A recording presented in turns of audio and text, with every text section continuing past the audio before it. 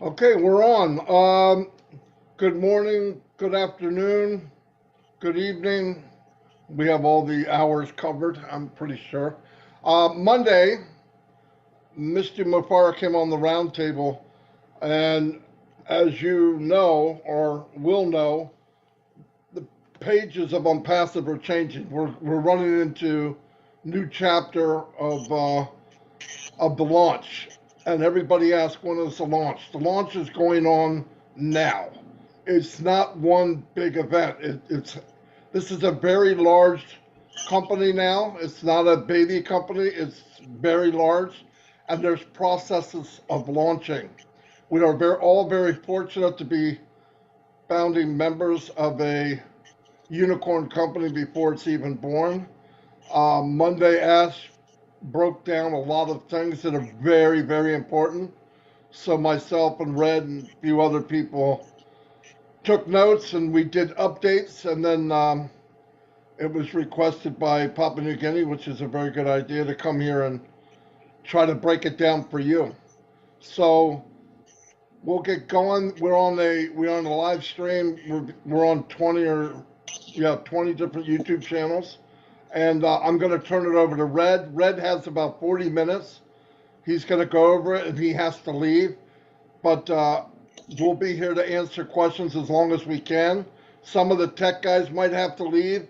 So the quicker we get through this, the better we can answer questions. Anyway, I'm going to turn it over to Red first. Thanks very much, Marty DeGamo. Welcome and hello to everyone in PNG. Great to see you. Can you just make sure that everyone is muted? That will help a lot. And then I can crack on. This is the recap then of the roundtable that was held on the 9th of May 2022. Really was a very good recap. It gave us the best timelines and information that I've had the privilege of being on as far as a webinar is concerned, as where we are in the launching process. So it really is important that you guys understand what was said. You're going to be so excited about what was said there and where we are. It really was amazing. So let's get started then. So Ash came on and the first thing that he said is that we have now got a new replicated website for onpassive.com. In your back office on link number 51, this is the one that has your link in, and that is going to be the new onpassive.com website, but it's only going to be there for a very short period of time, guys. This is all part of the process of what he had in mind and what he told us was going to happen, that this website is going to be changing on a daily basis at the end of the line. This has been changed actually a week earlier than he said. The next one he hopes will be there within 2 weeks. It might be earlier, and then every week, and then twice a week, and then at last it will be every single day, and our links will be attached to those replicated websites. He's also pointed out as well that there is a careers website now that is being done and advertised in-house, and that is careers.onpassive.com. Have a look at that, because that really does show you how good these websites really are now. So go over in your back office to link 51, have a look at it. You will not be disappointed. He then said that we all knew about the May the 28th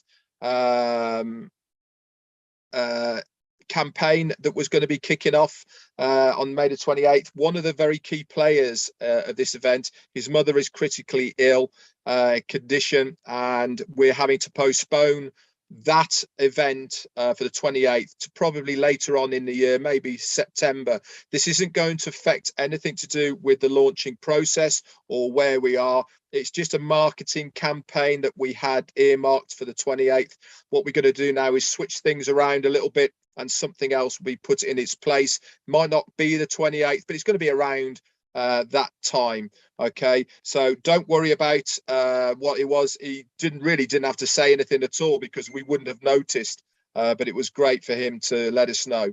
Now, in regards to the Burj Khalifa, many of you have been asking, well, is that it for Dubai? Have we finished over there? What's happening now? We've actually got the marketing campaigns, which we've paid for, running into 2023, sorry, in Dubai. What we want to continue to do is to promote. What we don't want to do is to continue promoting founders. This is not why we are running these campaigns. We're running the campaigns for brand recognition, for trust, reputations, and to get the word of ONPASSIVE out there to the general public. This is going to be the next phase. We might see maybe one more of the founders on the Burj Khalifa, which will be coming up, but the next phase is definitely in place now. And after that, you won't see the founders position anywhere at all, not on any campaigns and not any advertising for it whatsoever. So what does this mean in reality? It means that we are very, very close to the end of the founders position, and you'll find out a little bit more about this in this recap. He went on then to talk about the upcoming campaign in India. Now, we've all heard that there was going to be a marketing campaign in India, but he has decided that we are not going to support this at the moment. There has been some founders and leaders that really haven't been behaving themselves over there. They've been charging for entry into events before the event has started and taking money off other founders, and this really is not acceptable. It's not what we're all about in ONPASSIVE. If you remember, we only ever pay twice in ONPASSIVE. That is, one to become a founder, and the next time we have to pay out of pocket is to activate our accounts, whatever that amount may be. So we don't pay to go to events. We don't have to pay for t-shirts, for flyers, for refreshments, for anything like this. But there has been some very unscrupulous founders in India that have been charging founders for entry. So ONPASSIVE is completely sponsoring all of these events and this campaign. So no money is to be collected in the name of OBLESS, ONPASSIVE, or anything else. It was going to be in 30 locations in India, 2 in Pakistan and 1 in Bangladesh, so a total of over 33 locations. So it was a big marketing campaign over the whole of India and the surrounding areas, and they were looking to broadcast some snippets of famous locations, i.e. Taj Mahal and all the rest of it, and refreshments are going to be provided and all these sort of things.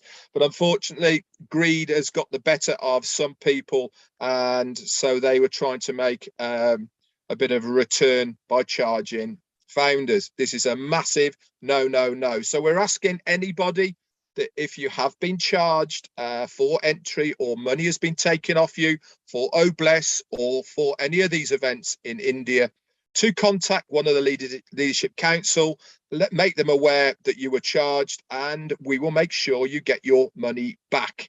It's also been noted as well that Ash has spoken to the relevant people, and they have said if you do not pay your money back, then your account will be terminated. No ifs, no babies. That's it. This is not what we are, and he doesn't want anything to come from this. So that is a bit of a warning, not just to the people in India, but to everyone else as well. Do not charge anybody for anything in ONPASSIVE, except for the 2 things that we know about, which is your founder's position and the activation of that account.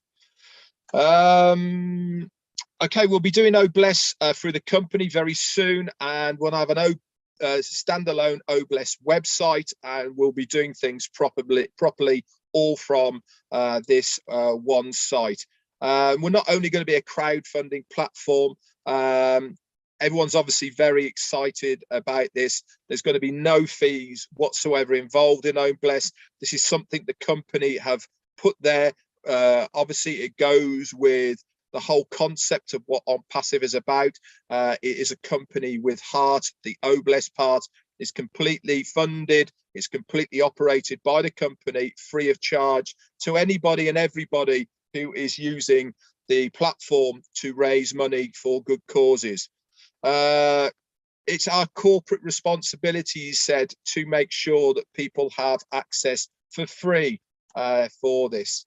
So just to reiterate, everybody in India who has paid any money, that money is going to be returned to you.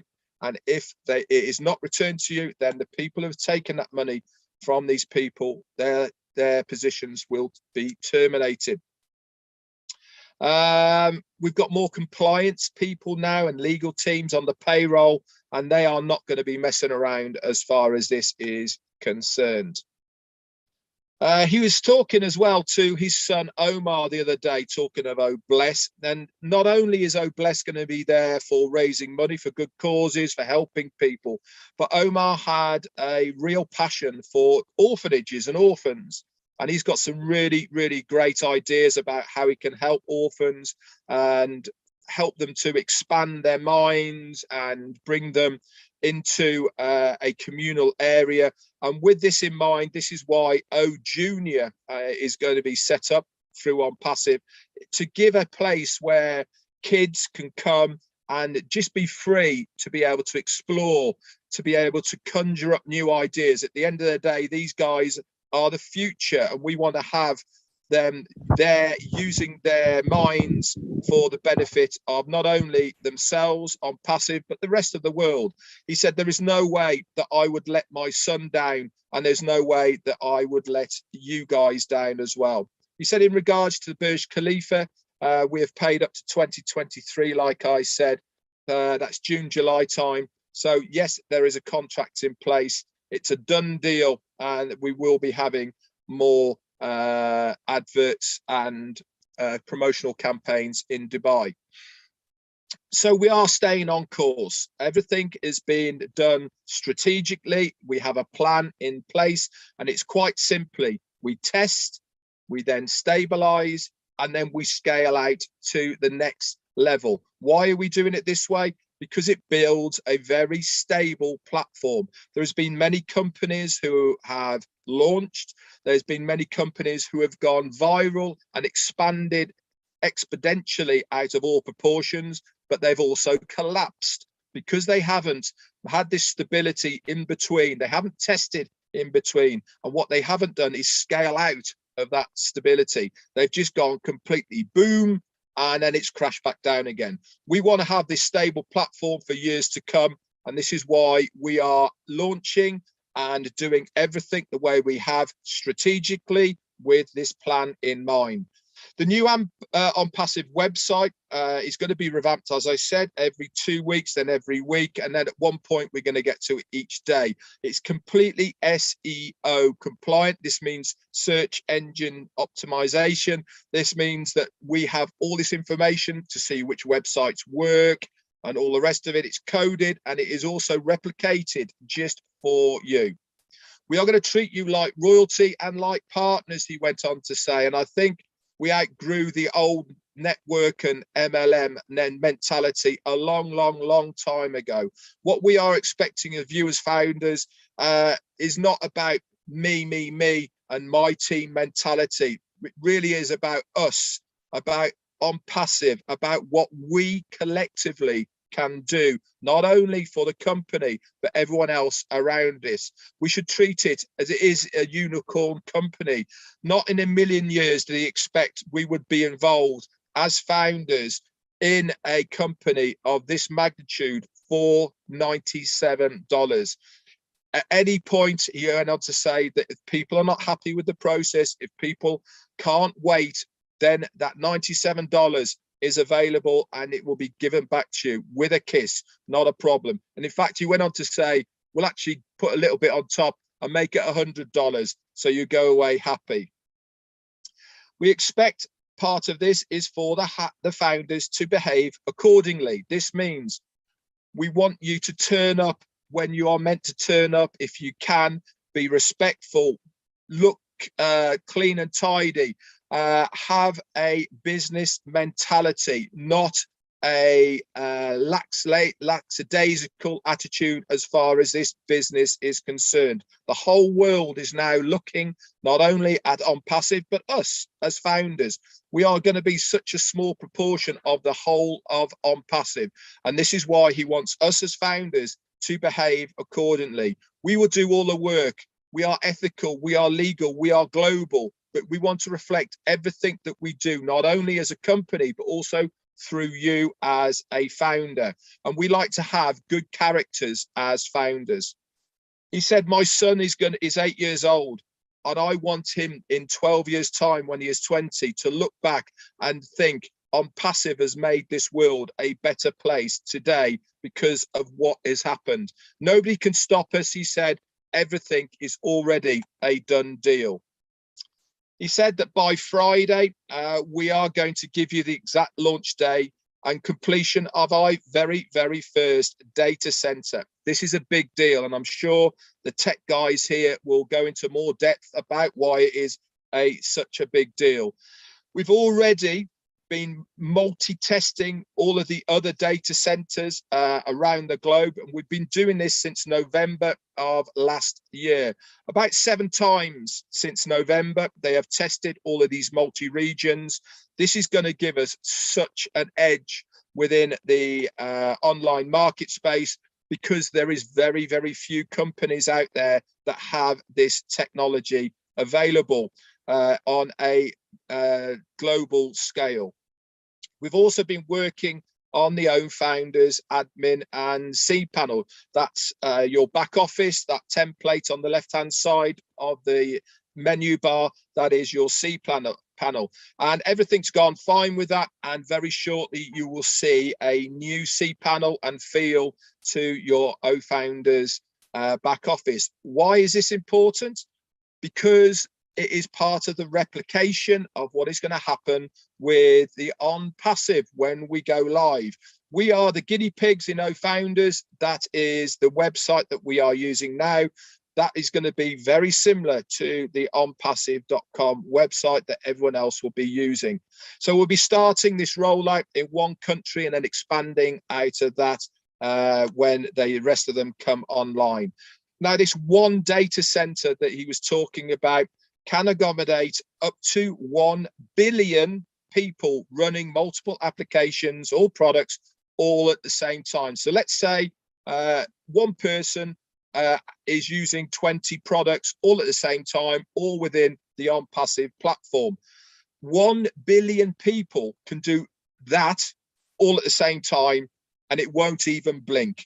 This is massive, massive data usage, okay, of people using that bandwidth just from this one data center. If one data center can host everything that we are doing, just imagine when we have multiple sites, how that is going to scale out. Now, another important thing to remember is that at the moment we are paying AWS services, which is Amazon, to host not only onpassive.com, but also the GoFounders website and all of the other websites that we have now within, ONPASSIVE.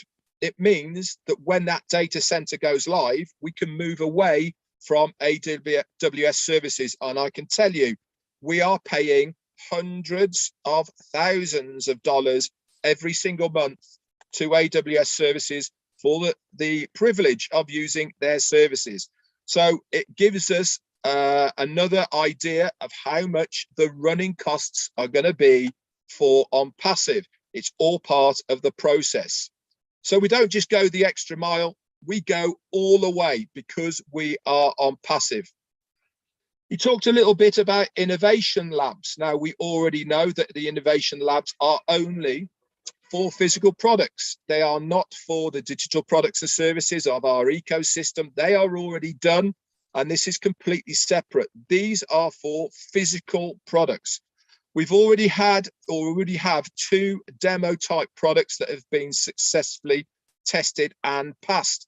The engineers make the demo products, we test them so that they can then go on to the next stage, which is the prototype. Sometimes we have to test it and run it for quite a long time, maybe up to 6 months, not only to get the approval from us, but from not necessarily from everyone else. Said once we have that stage, we then have to protect it and go through the legalities and the patenting and all the rest of it, so nobody else can steal our ideas.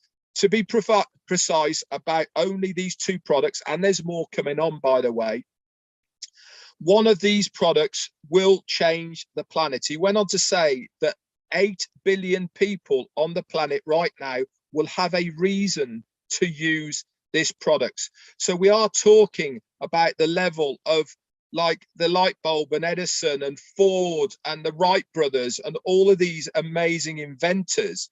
He is talking about one of our products that will have the same effect on the planet as these things did as well. So the innovation labs are already done. We'll have multiple labs, different locations. Okay, he doesn't really need to disclose where they are because it's immaterial, to be honest. But suffice to say, we will have multiple labs in multiple locations. So everything really is happening simultaneously. We'll have got the labs in place, the data centers, the rollout into our next phase with the founder's position finishing. And this train really has already left the station. He went on to talk a little bit about Elon Musk and his respect for him and how he really likes him as a guy with his ethics of helping the world and also with his business mind.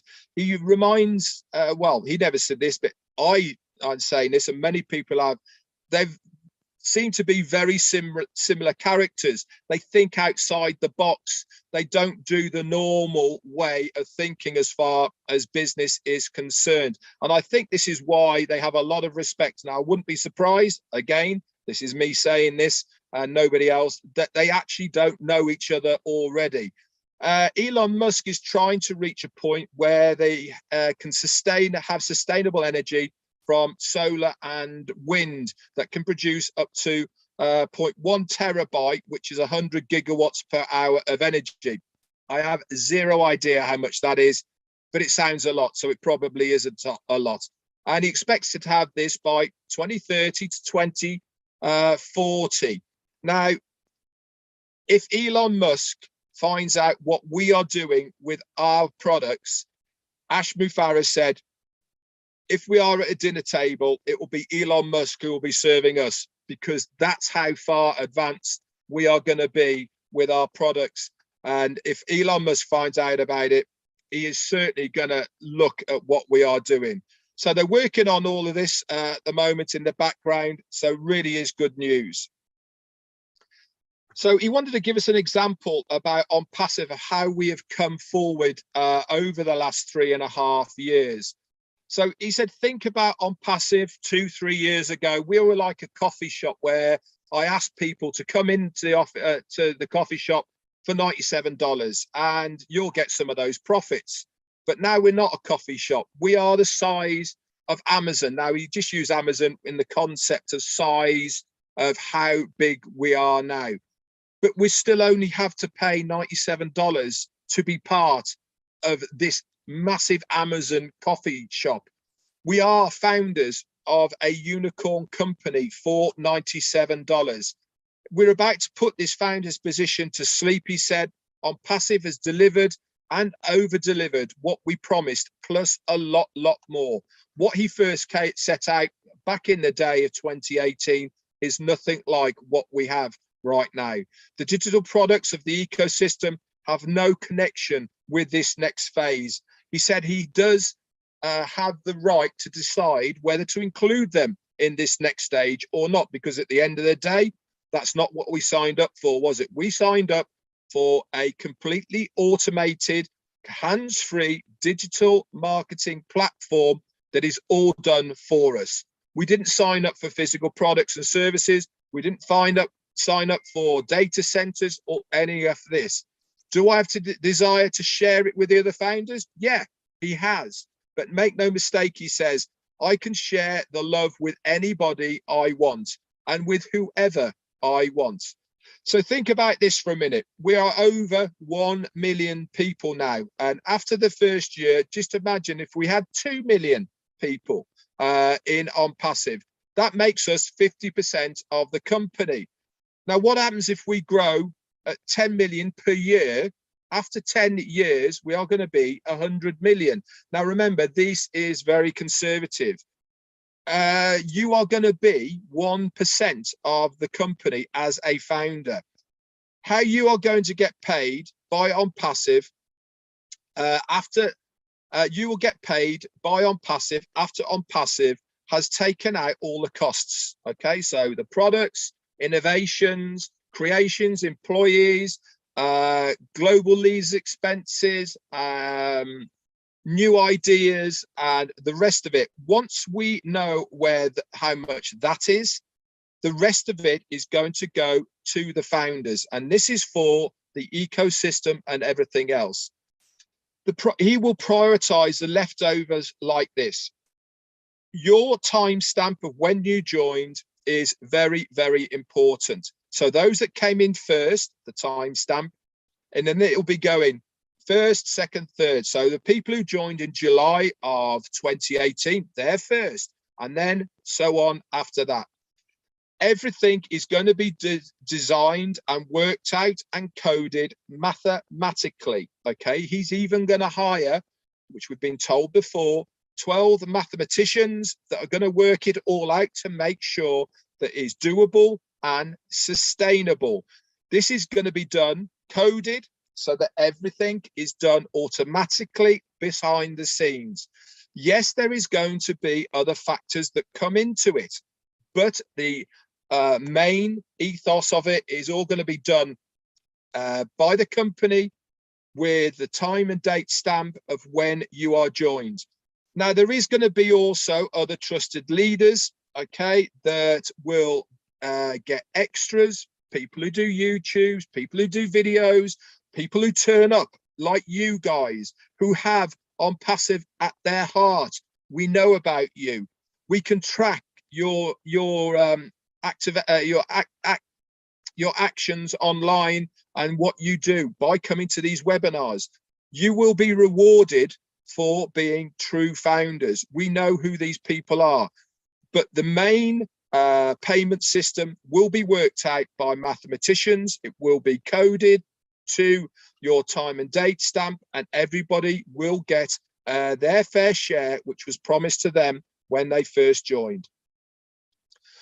For all the non-founders that are listening, he went on to say, okay, and we do have a lot of people who still, I know it's hard to believe, that do diss ONPASSIVE, that do say nasty things about us or don't believe us. Do not worry. You can take all this. You are only a bug on our back. We have people in place within our legal departments that will, in time, shut you down. Remember, guys, we are the mass of ONPASSIVE. These are such a few people that are making a little bit of a buck on the back of our success. Now, the points that I've mentioned and the comments on the webinars and YouTubes, they are very important. So it is important for you as a founder to engage, to come to webinars, to like stuff, make a comment, tell people that they're doing a good job. All this is part of being a good ONPASSIVian. He also said that he's looking to have 2 or 3 more live events in the States before we have the next big event, which is going to be mid-June. But keep in mind, okay, that these might change and it really doesn't matter. He actually went on and say to reiterate about the coding of the system that doesn't differentiate about how that system picks who is paid or not. Everything is done automatically. It's not a question of him liking somebody more than somebody else. He said that everything is going to be done coded. Everything is going to be done in a fair manner so that everybody, every founder is going to be successful. And he hoped he made that clear so that if anyone was listening, they understood exactly. So once we get all the right figures, we will know what that price is going to be. He's then going to have a meeting with selected leaders to talk about it, and then us as founders will find out about it. He also went on to say that he does not want any money left in the ONPASSIVE account. Everything wants to be paid out to us as founders. Now, what we do with that money is entirely up to ourselves. Okay, we can leave it in our own wallets if we want to. We can withdraw it to wherever we want to. That is our choice. But from the company, once that money has been paid, okay, he doesn't want anything left in his own accounts. He then went on to mention Chris Johnson about what a fantastic job he's doing with Bless. He said he really is turning into the ONPASSIVE Mother Teresa. Now, I'm sure Chris will love me for saying that because it makes him cringe a little bit. He also went on to say that he was sure that even without ONPASSIVE, Chris Johnson would still be doing all of the humanitarian stuff that he is looking to do with ONPASSIVE. ONPASSIVE has given him the platform to do what he does in a much more global environment, but he knows that Chris would always have that kind heart that he has had since day one. So just to reiterate, guys, and to recap, we have on Friday, by Friday, the date completion of that data center. We have 2 or 3 more events coming up very shortly. Obviously, the founder's position is closing very, very shortly. And also, why does that mean something? Because he actually said when that founder's position finishes, we are then going to start selling.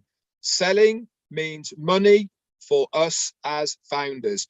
It is not long away now, guys. We are so, so close. So that's it for me. That's the recap that I've got. I'm now going to hand it back over to, who am I handing it over to? I have no idea. But that's it for me. Thanks very much. I'm going to slide off now. I've got a doctor's appointment to shoot off to.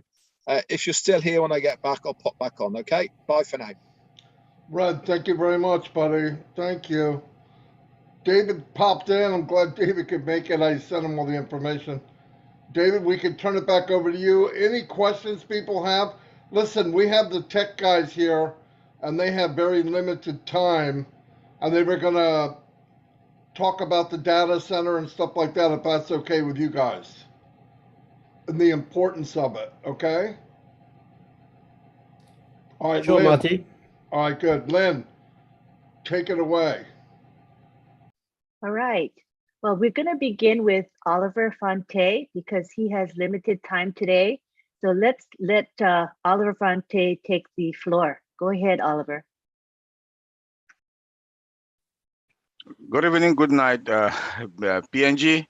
Nice being here with you people, my brothers and sisters. It's good update read. That was wonderful. I can see my sister Comfort is here. I can see Chris Johnson. Hey, Maddie, bro. Collins and Vincent. Yeah, our data center. This is huge. This is huge. This is a big thing that the CEO has done to us. Just imagine that companies pay $1 million, $2 million, $30 million a month, a year to host their data, because data is, as Maddie always said, is money. It's trillions and trillions of dollars, and we have to make sure that where our data resides or where our data stays is secured. And for our CEO to say we are going to have multi-regional or multi-region data center, this means that wherever you are on this planet Earth, when you log in, it will pick the nearest location where that data center is and log you in with the speed, with the fastest speed that you can think about. Just imagine what is going on with our old founder. When you log in the OTP number, that OTP number that comes out, or the code that comes to your email, it's like lightning.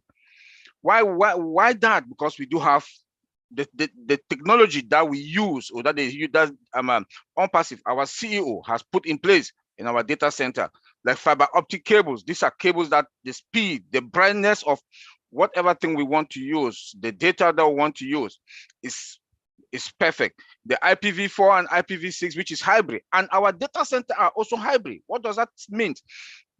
It means that we have our data center and the cloud. Immediately, it move from the data center to the cloud. In case of anything, if you can bomb this building where the other data center is today, the other data center picks up that you will not even realize that anything has ever happened. If they shut this one down, this one pick it automatically. Nobody will work as if we don't know that anything has happened. This is also huge for us. And then he also talked about that the multiple application, that more than 1 billion people or 1 million people can use our data center simultaneously without any crash, without anything that is going to happen. This is also huge. Tell me who is not going to use our data center, from banks to insurance company, all companies. The users that are going to come to us are going to enjoy our data center. And one other thing that I know that we are going to make good money there also is that cost effective. I know the way our CEO thinks. You know, he's going to like cut down the price of most of our customers that are going to come in. Even for us, the founders, is huge for us. It's a big thing. It's a big thing for us that we should realize that we don't have any dependent. What do I mean by dependent? Is that we will not depend to other data centers. We will not depend on domain account.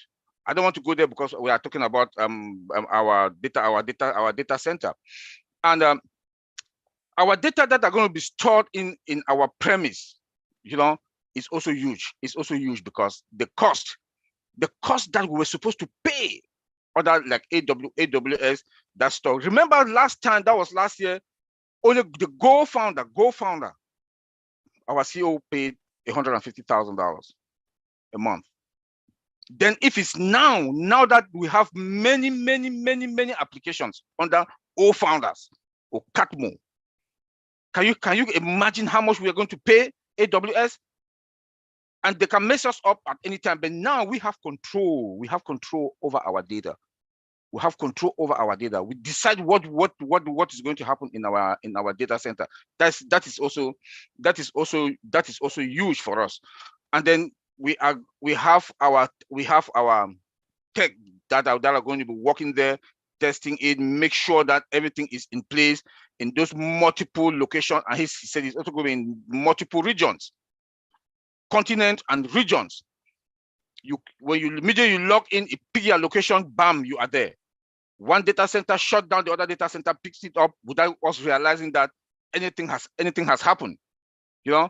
And the security that is also going to be there is going to be wonderful. All those data are going to be secured. It's going to be secure that nobody can even penetrate us, because we do have fiber optics. That's one of our main weapon that we have, an advantage that we have over most other data center, because the other data center, they do have it also, but they don't have the ones that we have, like fiber optic cable that goes to their technology, to their system. Our servers are one of the best of the best. I don't know the nature of the server, but when I look at the other technology that plug into our server, like 5G, fiber optic cables, IPv4 and IPv6, these are, in fact, those servers are going to be the best of the best. I will leave it there, Angeline.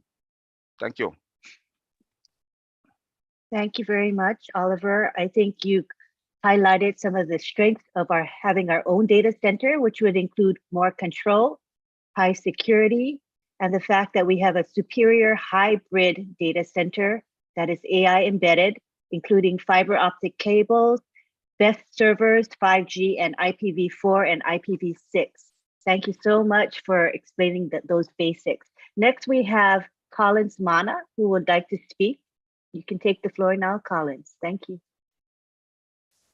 Thank you, Lynn. Just once more, greet everyone again. Thank you, Maddie, for inviting us. And well done, Oliver. You just blow us with the data center. And we already know data is very, very important when it comes to our data. You know, data is money, as Martin Gamo always said. Data is money. And if someone mess up with your data, it's just like your heartbeat. And why data center is important? You know, when I look back, before we even heard the name ONPASSIVE is building data center, I had this discussion with Oliver. So looking at our ecosystem, the way the development was going, we are looking at all those products, Connect, we're looking at Academy. And I said to Oliver, if we don't have a data center, we are in deep mess. You know, at that time, we didn't even know if ONPASSIVE or Ash Mufara, our CEO, is thinking of building one, or there was already one in the pipeline. But we said, I just said, if we don't have it, because we know the amount of money most tech companies are paying, it's not cheap. It's millions and millions of US dollars they're paying for a data center. You know, you can use AWS data center, or you can go to Microsoft Azure. It's still a lot. You know, you cannot escape it. And we know how major companies are suffering just because you want to host your data in a data center, in cloud, and all of these things. So after 1 month, our CEO came out and said, we have a data center. I said, this is it. And at that time, I said, you know what? I wish we don't even launch now. I was just praying. I said, please, just keep it. Don't launch, because if not, they will milk us out. You know, the way data center works, it's just like your heart, as Brother Oliver said. The more you get, the more they charge you. The more data you store in the data center, the more the company who owns the data center will charge you. They can just get up one day and say, give me 1 billion. You don't want to, they just shut you down. You know, it is so easy. It's just like someone hold your meter, you know, the meter of your house, supply electricity, and they can just call you and say, you know what, provider, we're not giving you anything again, off. And you just freeze and die. That's how data center is. And for a company like us, ONPASSIVE, this huge, gigantic company, data center is a no-brainer. There is no way you can do without data center. And our CEO is so smart. He knows we need to have everything in-house. And we're talking about multi-region. I think Brother Vincent will even explain that, why multi-region is important. But you know, multi-region is about connectivity. The closer you are to the data center, the more faster you can. It's just single click, you are already in. The moment you type, you're already in. And remember, it is built by AI, driven by AI, automated, everything. And Brother Oliver just talk about IPv5, IPv4, IPv6, all of those internet protocols, because you know you need to connect, you know, fiber optic, all of those security, they are all inbuilt. But I will leave that for a data center. I want to touch one area our CEO said. You know, he said something about innovation lab. You know, it's just like taking us more. Last week it was innovation lab, and I was like, my goodness, what was he really thinking? Innovation lab is also massive because it is there for longevity. When we talk about innovation lab, we're talking about innovation lab that, you know, the best of the best scientists, you know, those with brains will sit. It's a physical lab where they will sit to produce, to think and brainstorm, you know, new innovation that will come out. So the CEO can think about something and say, you know what, call them and say, I want to do this. I want to develop this. I want you guys to brainstorm. And as Red Reference said, it will take months and months. They will build it, build prototype like sample, test it, you know, test it and make sure it works. And then look at the market trend and say, is it feasible for the market? And when they say, yeah, they will push it out for mass production. And remember, it's a long-term thing. For a company to have sustainability, you must have an innovation lab. Because that is where the work is, the groundwork, those people who can sit. And like last time in one of the webinar, those people who can sit and say, I want my phone, my mobile phone to fly. They will never tell you it's not possible. They'll tell you it is possible. We can do it. Those people with can-do attitude, they know one day they can sit and say, you know, we will build a machine that will, you know, you can put on your back and fly. Maybe plane will not exist again and you can fly on your own. Maybe I can fly from here to US. And they'll tell you it's possible. You know, things that are impossible are always possible. Like the way our CEO think out of the box. That is how it is. These people are the people that always think. They think out of the box. They see before it even happens. And they sit in that lab. And our CEO said, we will have many. It's already there. And they said, what? They have already built 2 prototypes. They've already tested, as Brother Reference said. That is huge. huge, massive. And honestly, we are in a good position. For those who are on Pacifian and you are not happy when you hear about data center or you hear about innovation lab, you need to still wake up.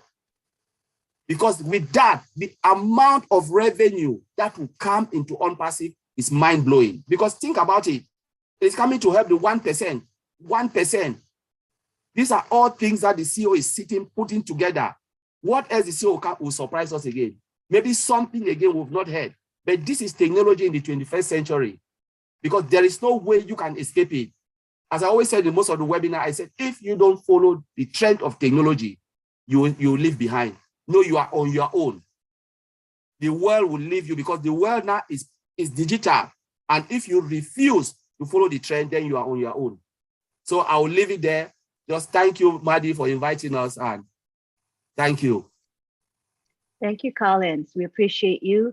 It was interesting to hear about the data center advantages as well as the innovation labs, which are coming up, which will enable us to have long-term sustainability. That was very exciting.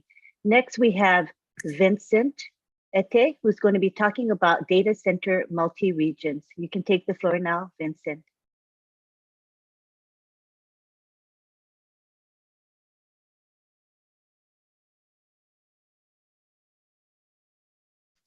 Are you there, Vincent? Sorry.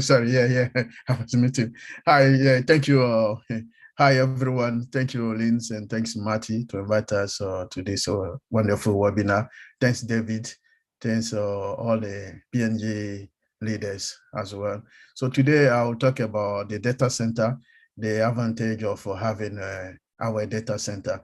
First of all, having that my brother Oliver said, and Collins also said it, I will just added few information, mostly based to the database hosting in our data center.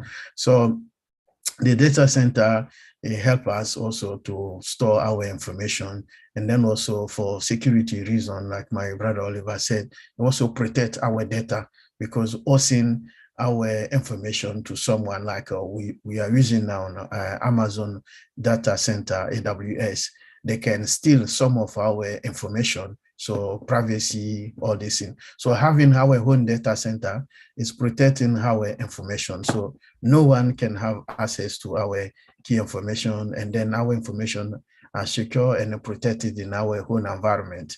And also the advantage of that, we have also scalability of our data, and then also reliability of our data. Let's say we have a multiple data center in different regions of the world. So if we are in North America, you connect to our system to the region where you are close to. So once you do that, we have a better performance, we have a better reliability and a better replication. So the data, once anything you do with the database, you get a reply back quickly as possible, and then everything, the performance is done also properly. Everything is smoothly as the business continuity. So this is the importance of having the data center geolocalization. So we have the data center in everywhere in the world. So if anything happened to our system, anywhere you are connected. If you travel, for instance, from maybe UK to Japan,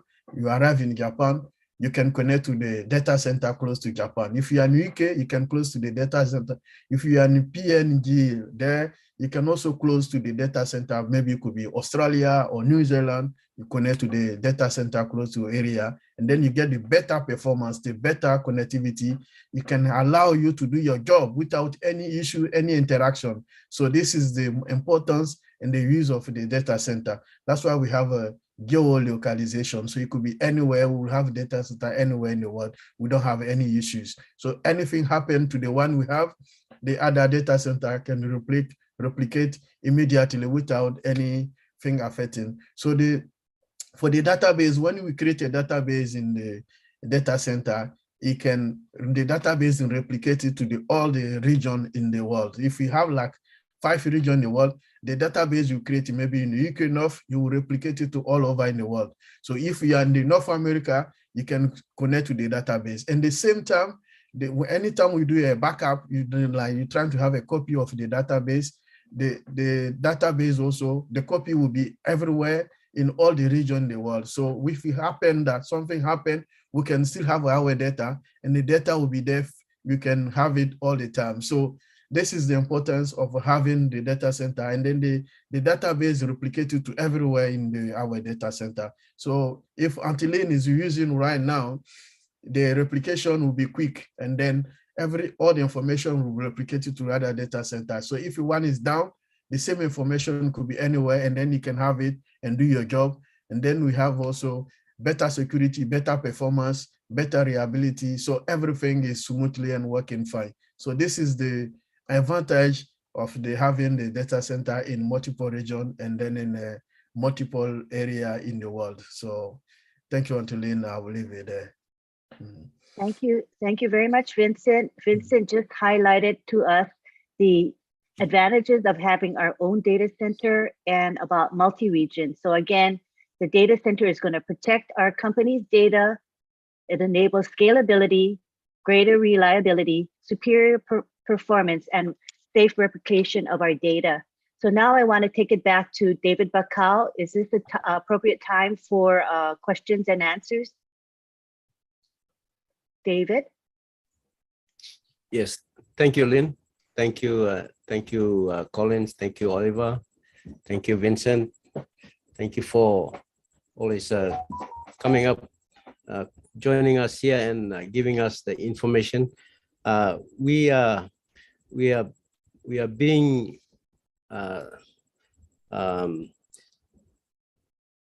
upgraded in our knowledge. I'll say in this case, because with ONPASSIVE, joining ONPASSIVE and being a founder has really improved our knowledge in the tech world. I'd say that, and a lot of us are beginning to understand technology stuff because of what you guys are putting out there and what other founders, other leaders are putting there, and we are getting into the YouTube channel and reading and listening to a lot of the information that's coming out. So thank you so much.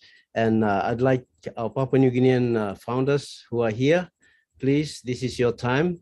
We are so privileged to have them again to come here in our meeting. It's a special meeting that's being hosted here. So please, I'd like you to ask questions and help us get up to speed, especially our team leaders. Please ask the questions so that you can be able to translate back to your team members. Thank you. I think I have Mr. Lakamanga Anol. Your hand is up, and then followed by Mary Carroll. David, thank you.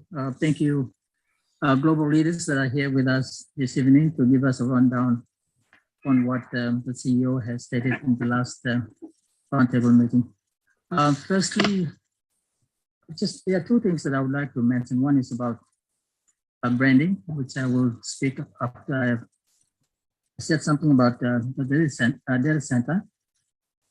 I work with an institution that is regulating the mining industry in Papua New Guinea. We manage the exploration and mining tenements in the country, and we have a database system, a tenements management system that is hosted through cloud. It is coming from Sydney, but the company that manages this is based in South Africa.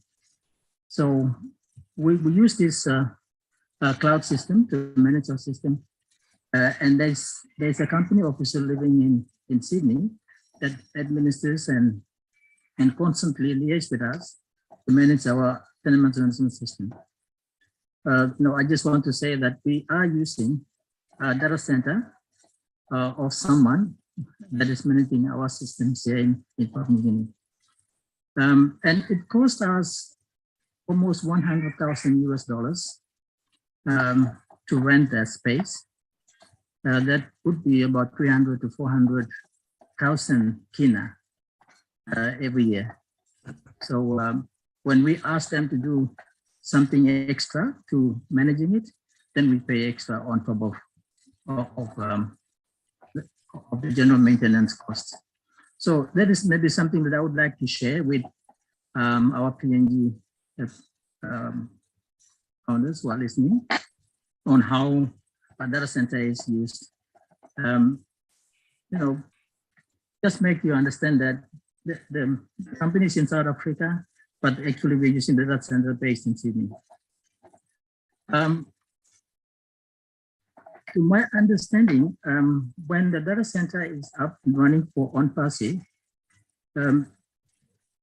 right now ONPASSIVE is just spending money. We're spending money on marketing, we're spending money on employees, we're spending money on the offices, establishment of the offices.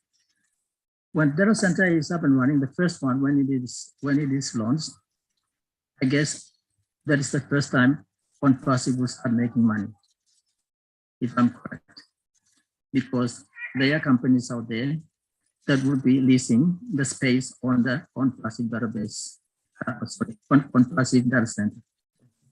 So that is something maybe very interesting, and we should be excited. Maybe the tech people can elaborate more on that. The second thing I would like to mention is branding. We have not seen much of branding happening here in PNG, though we've heard about what branding is and what advertising is. I would like to give an analogy. In PNG, we call it top pizza. We had a leader. He's passed away. The late Michael Somalia, our founding prime minister. He was the member for ECP, the province that I come from, and many of the founders were here. They have been saying that during his reign as the prime minister, he never brought in much development to the province. But for some reasons, every time the election comes, we vote this person into parliament. Now, people might be wondering, why have CPICs been voting in Michael Somare as the member for ECP, when there has been, little seen in terms of development in his province? The fact of the matter is that the name Michael Somare is a brand name. Despite what he does, doesn't matter to us CPICs, or didn't matter to us CPICs. We had always voted him back into parliament. That is, to me, a good example of branding. So Somare has branded himself. The name Michael Somare has branded himself. Irrespective of what he does, it doesn't matter. When election comes, we always vote Michael Somare into parliament. And maybe that is an easier way for us Papuans to understand what branding is than just advertising. I think those are the 2 points that I was hoping to mention here. Thank you. Thank you, Arnold. On his first question, can one of the tech guys respond to him on that? Yeah, I can add, and then maybe Vincent will bring something about the data center. Yes, Arnold is right, because when you talk about we having our own and looking at the money most companies are paying out there to AWS and maybe Azure, Microsoft, it's very, very massive. And we have to remember that when we have our own data center and the money we are paying to Amazon is still a lot, So when we have our own data center now and we are in our own house, one, we will save our money because we will not be paying anything anymore to anyone. That is saving. And then secondly, if our CEO deemed necessary, people will come and host on our data center. And remember, our CEO is not driven by money like other companies. So what will happen? We have better quality for moderate price. A lot of companies will come in because they will want to save money as well. They'll look at, why should I pay 1 point something million here or 3 million here? And sometimes anything you want to do, any add-on, they ask you to pay more. They will decide to come to ONPASSIVE because our CEO has the heart of humanity. He is not driven by money. He knows he wants to save the world. Better quality, better performance, and fair price, moderate price. Where do you think they will go? All of them will jump onto ONPASSIVE. And the more they come, the more we expand because it's scalable, as I said, it's infinite. Our data center is unlimited, multi-region, cloud host. They will come in their numbers because everybody wants to save money. Nobody wants to spend. They want to get good quality for fair price.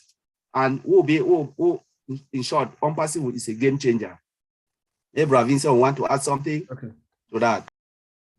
Oh, thank you, colleagues. I think you answer almost all this question. So our data center, first of all, like we know, is a high speed, like our CEO said, is a high speed, and then redundancy, zero redundancy. So, and then better performance. We have all the technology, and then we have artificial intelligence embedded around our data center. So we have all the better performance in the world, or the latest technology behind our data center. We have IPv6, so we have all the power, and then also the data center is the latest or CPU of around all the data center. So we have the better security, better performance, high speed or technology behind our data center. So because of that, most of the company would like to send their data to be hosted in our data center. So, and then our cloud will be envied by the whole world because most people would like to be in our business because the data center outside there, like my brother Colin said, is very expensive. But even that is very expensive, they don't have the high quality we have compared to the other competitors in the world. We will have the better performance, we have the better quality, we have the better security, and then in top of that, we have artificial intelligence added to all these technologies. So overall, we are the best of the best. So again, the price, our price, if you want to host to other company in the world, we will give also the best price. So this is one thing, the key that most of companies would like to be in our data center because in terms of technology, we will be the best in the world. And then in the security also will be there because most people go to the data center for the cost, for the security, and also for scalability, performance, and also maybe availability also of the system. We have all this. And then in top of that, our data center will cost less. So if you want to host your business, which one you will go? You go for the best technology. And then the second thing you're looking for the cost. And then the third thing will come, this is security. So all the data center, everything you need to have the best of the best is among our data center. So, and then also without that, we have also our data will be also hosting in the whole world. We have every region of the world, we have a data center there. So anywhere, if you are in PNG, we can have a data center close to your region, like Sydney or maybe New Zealand. So if you're hosting your business close to you, you will have a better performance rather than going to maybe Europe or maybe North America to have your information also in there. But close to you, you have a better performance. And then it's close to your region. So this is the reason why our data center will be like hot cake in the market.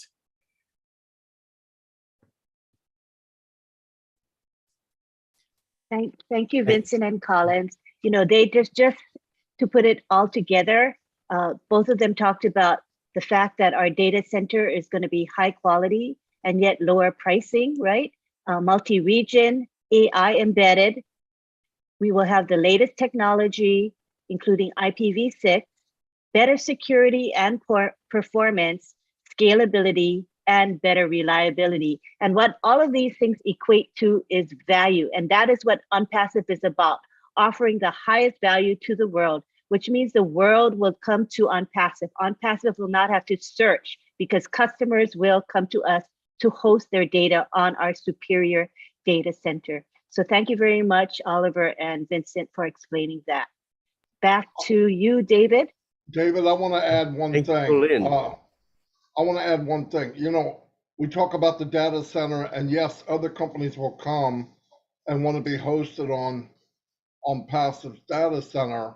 Why? To save money. But to remember this, in one of the biggest companies in the world is Amazon.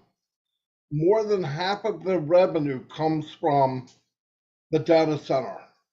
Wow. So just think about what could happen just with the data center part of revenue coming into ONPASSIVE. It could mean a lot because every company wants to save money on their bottom line, right? If it's 10%, 20%, 30, and you got companies spending $1 million a month and they could save a couple 100,000, you don't think they would do it? Absolutely, absolutely. So that's another product really that we're not even really looking at. So it's pretty awesome. It's mind-boggling.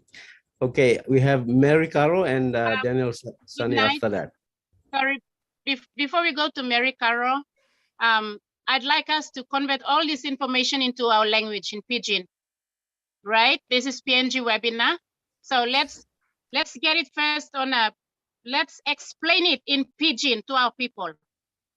All right, let's break it down. This is the key here is understanding. Now, these are big languages and we want this language, we want this information to be spoken in our language so that our simple people will get it. Our people coming here, we have teams and we have people, we have founders who know nothing about this thing and they're questioning, they're coming here on this platform.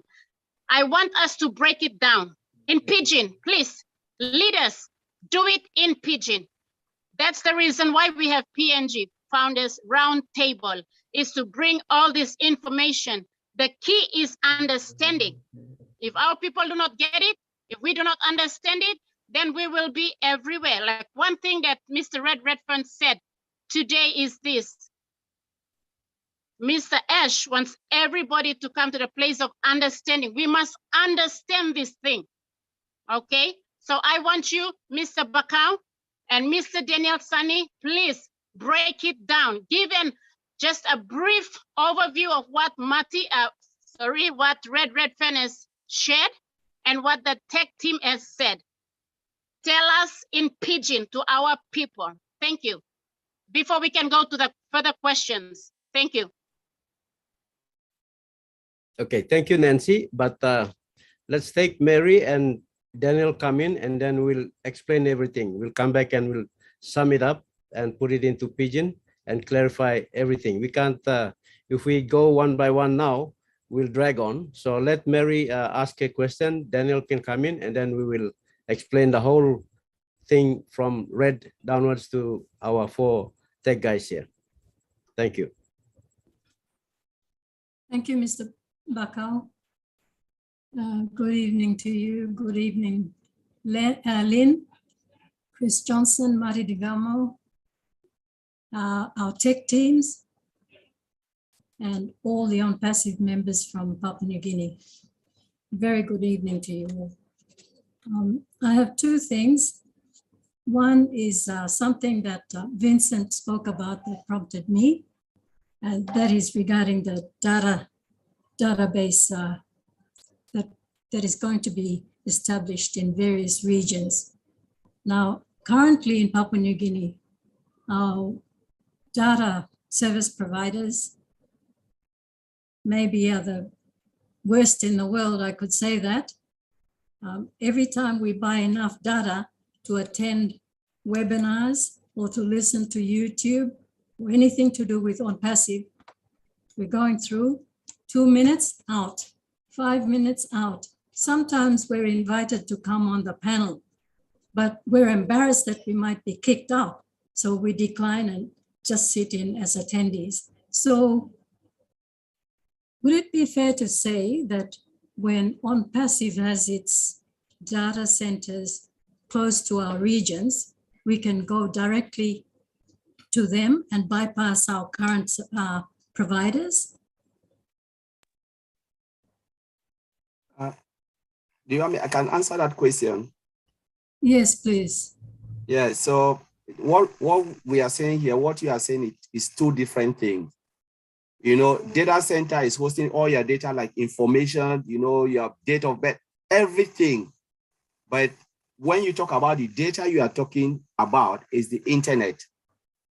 Oh, yes.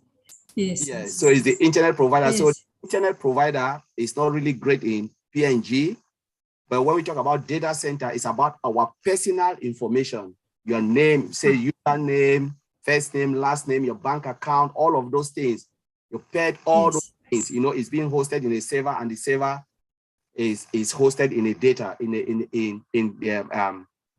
a data center. So data center is like the whole thing holding all those information. But the data you are talking about is internet. Yes, sorry. Yes, and which is weak. So that's the two different things which they need to improve on that, so you can have a better services, so you can have that better connectivity. Yes. Thank you. Okay, my second point was on OBLESS. Currently, we have a group from our region. Now, Papua New Guinea has 22 provinces, and our region, southern region, is made up of 7.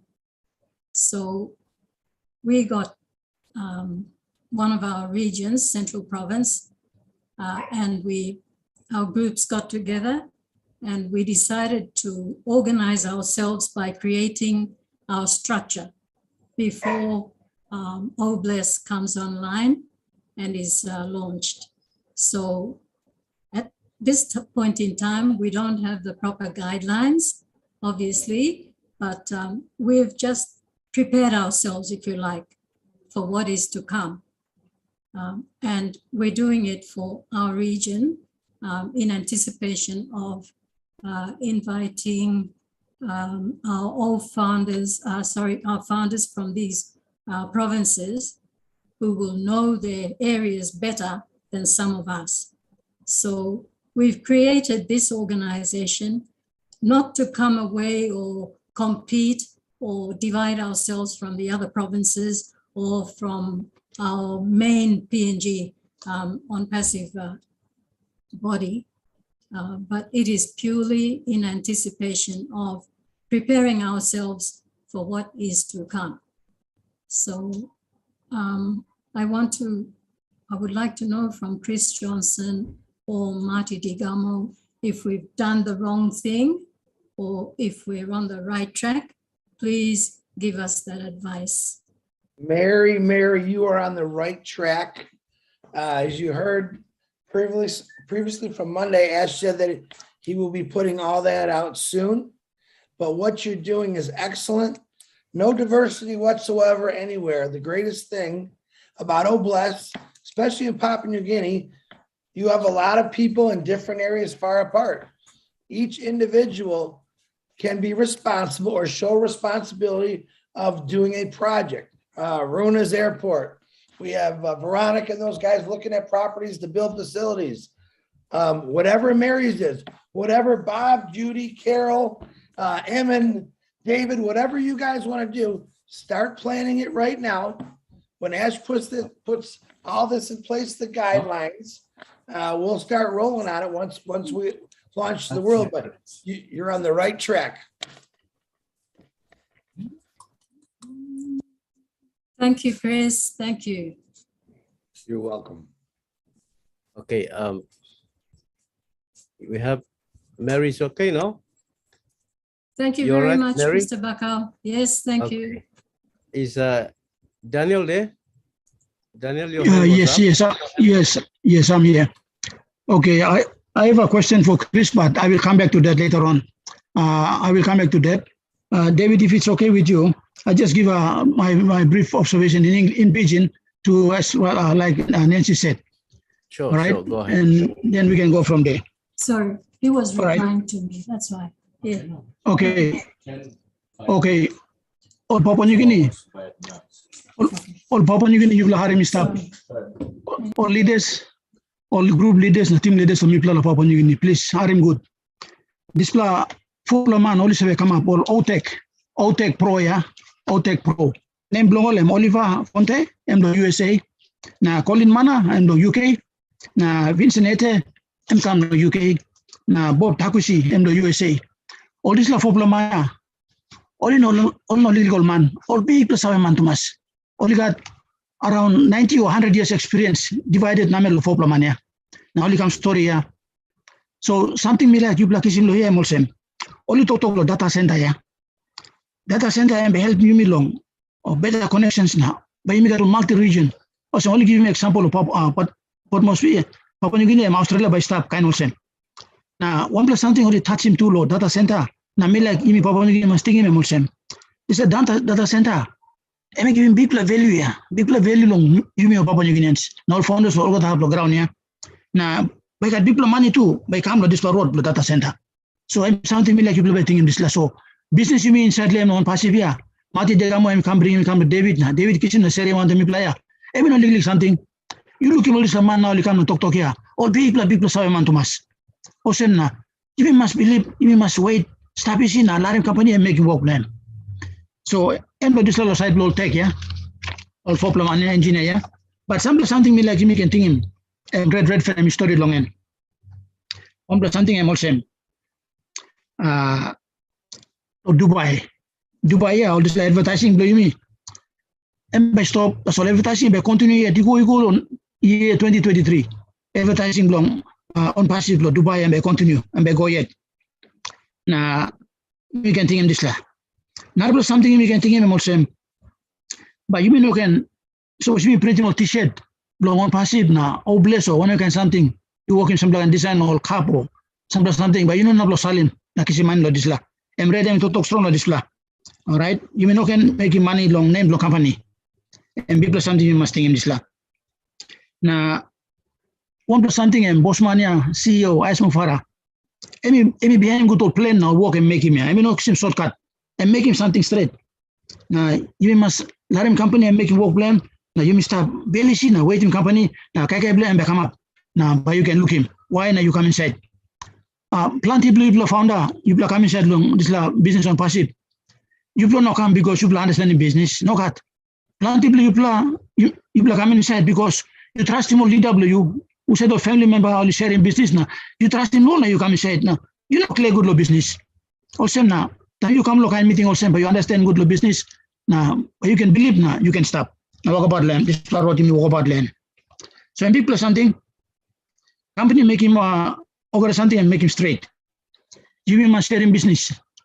And red family come up neck long CEO Bosmania and I talk. You know can think him you yet also me. No God. You must work one time. Work one time and try to help on man. So I'm more sample point and read and touch him land. Good play me can think him. Then by me can put in some little telegram group. Now by black and look him. To read him talk some bike some send his back office. Blow him because on passive and more upgrade him on passive now. Also me play all information you will come down. So website by Senis. Now you can keep up no good at this la. Company and making work stop. So in this la not something read and touch long and story long place ground you got 10 billion man stop. Now like you see more internet yeah. So you can think him how back come inside using product long on passive. So this la too. And we can give him barely you mean stop. This is $97 you mean throw me $97 you mean throw me and come inside long on passive. This is I'm legally coming to mass. Company now giving big value to mass you mean you can plan something and make him and we create him or have him innovation lab and we create him data center. Now time company have loans. MSME talk yeah. From day one time you pay him activation fee below you. The next day account blue stop green. Many blame also pay looking money best stop wallet blue. So and we got this last thing to help him all the time on the place ground. So say now please why make him this last thing you must talk so long old man. Not blow something too awesome. I'm found a position and close. And now I'm time to start sales now. But you start to sell something now. Now you selling something and you are money and start coming inside now. So I'm something please you can think him. You can continue. You got the question is stop. I think behind me can ask him again long. Chris Johnson. Okay, I think that's all I have. Thank you very much. That's in Pidgin. I would really appreciate all the tech team and Lynn, Mati Digamo, and Red is already left. Thank you very much for coming here. But if it's okay with you, David, I can continue with my questions. Sure. Go ahead with your questions, and then we have Vavine. Okay. I will give All a right. rundown to sum up most of what has been said and explain a little bit on scalability. What is scalability in the economic sense? So at least I'll translate into Pidgin and then we can understand from our perspective. Thank you. Go ahead, Daniel. Okay, so can I go? Okay, all right, Chris Johnson, while you are here, with the same flow with what Mary has said, my question is, we have the brand name Obless and we have the brand name ONPASSIVE. Now, are we allowed to register a legal entity in Papua New Guinea using those names? Can you give a response on that? As far as registering a group or something that you're organizing, Daniel? Yes, but using the name Obless, like example Obless PNG or ONPASSIVE Nation PNG, are we allowed to register them as a legal entity in this country? I'm not 100% sure, but I believe you can if Marty wants to jump on that. As long as you're not collecting funds right now for a profit, I think it's okay. Marty, correct me if I'm wrong.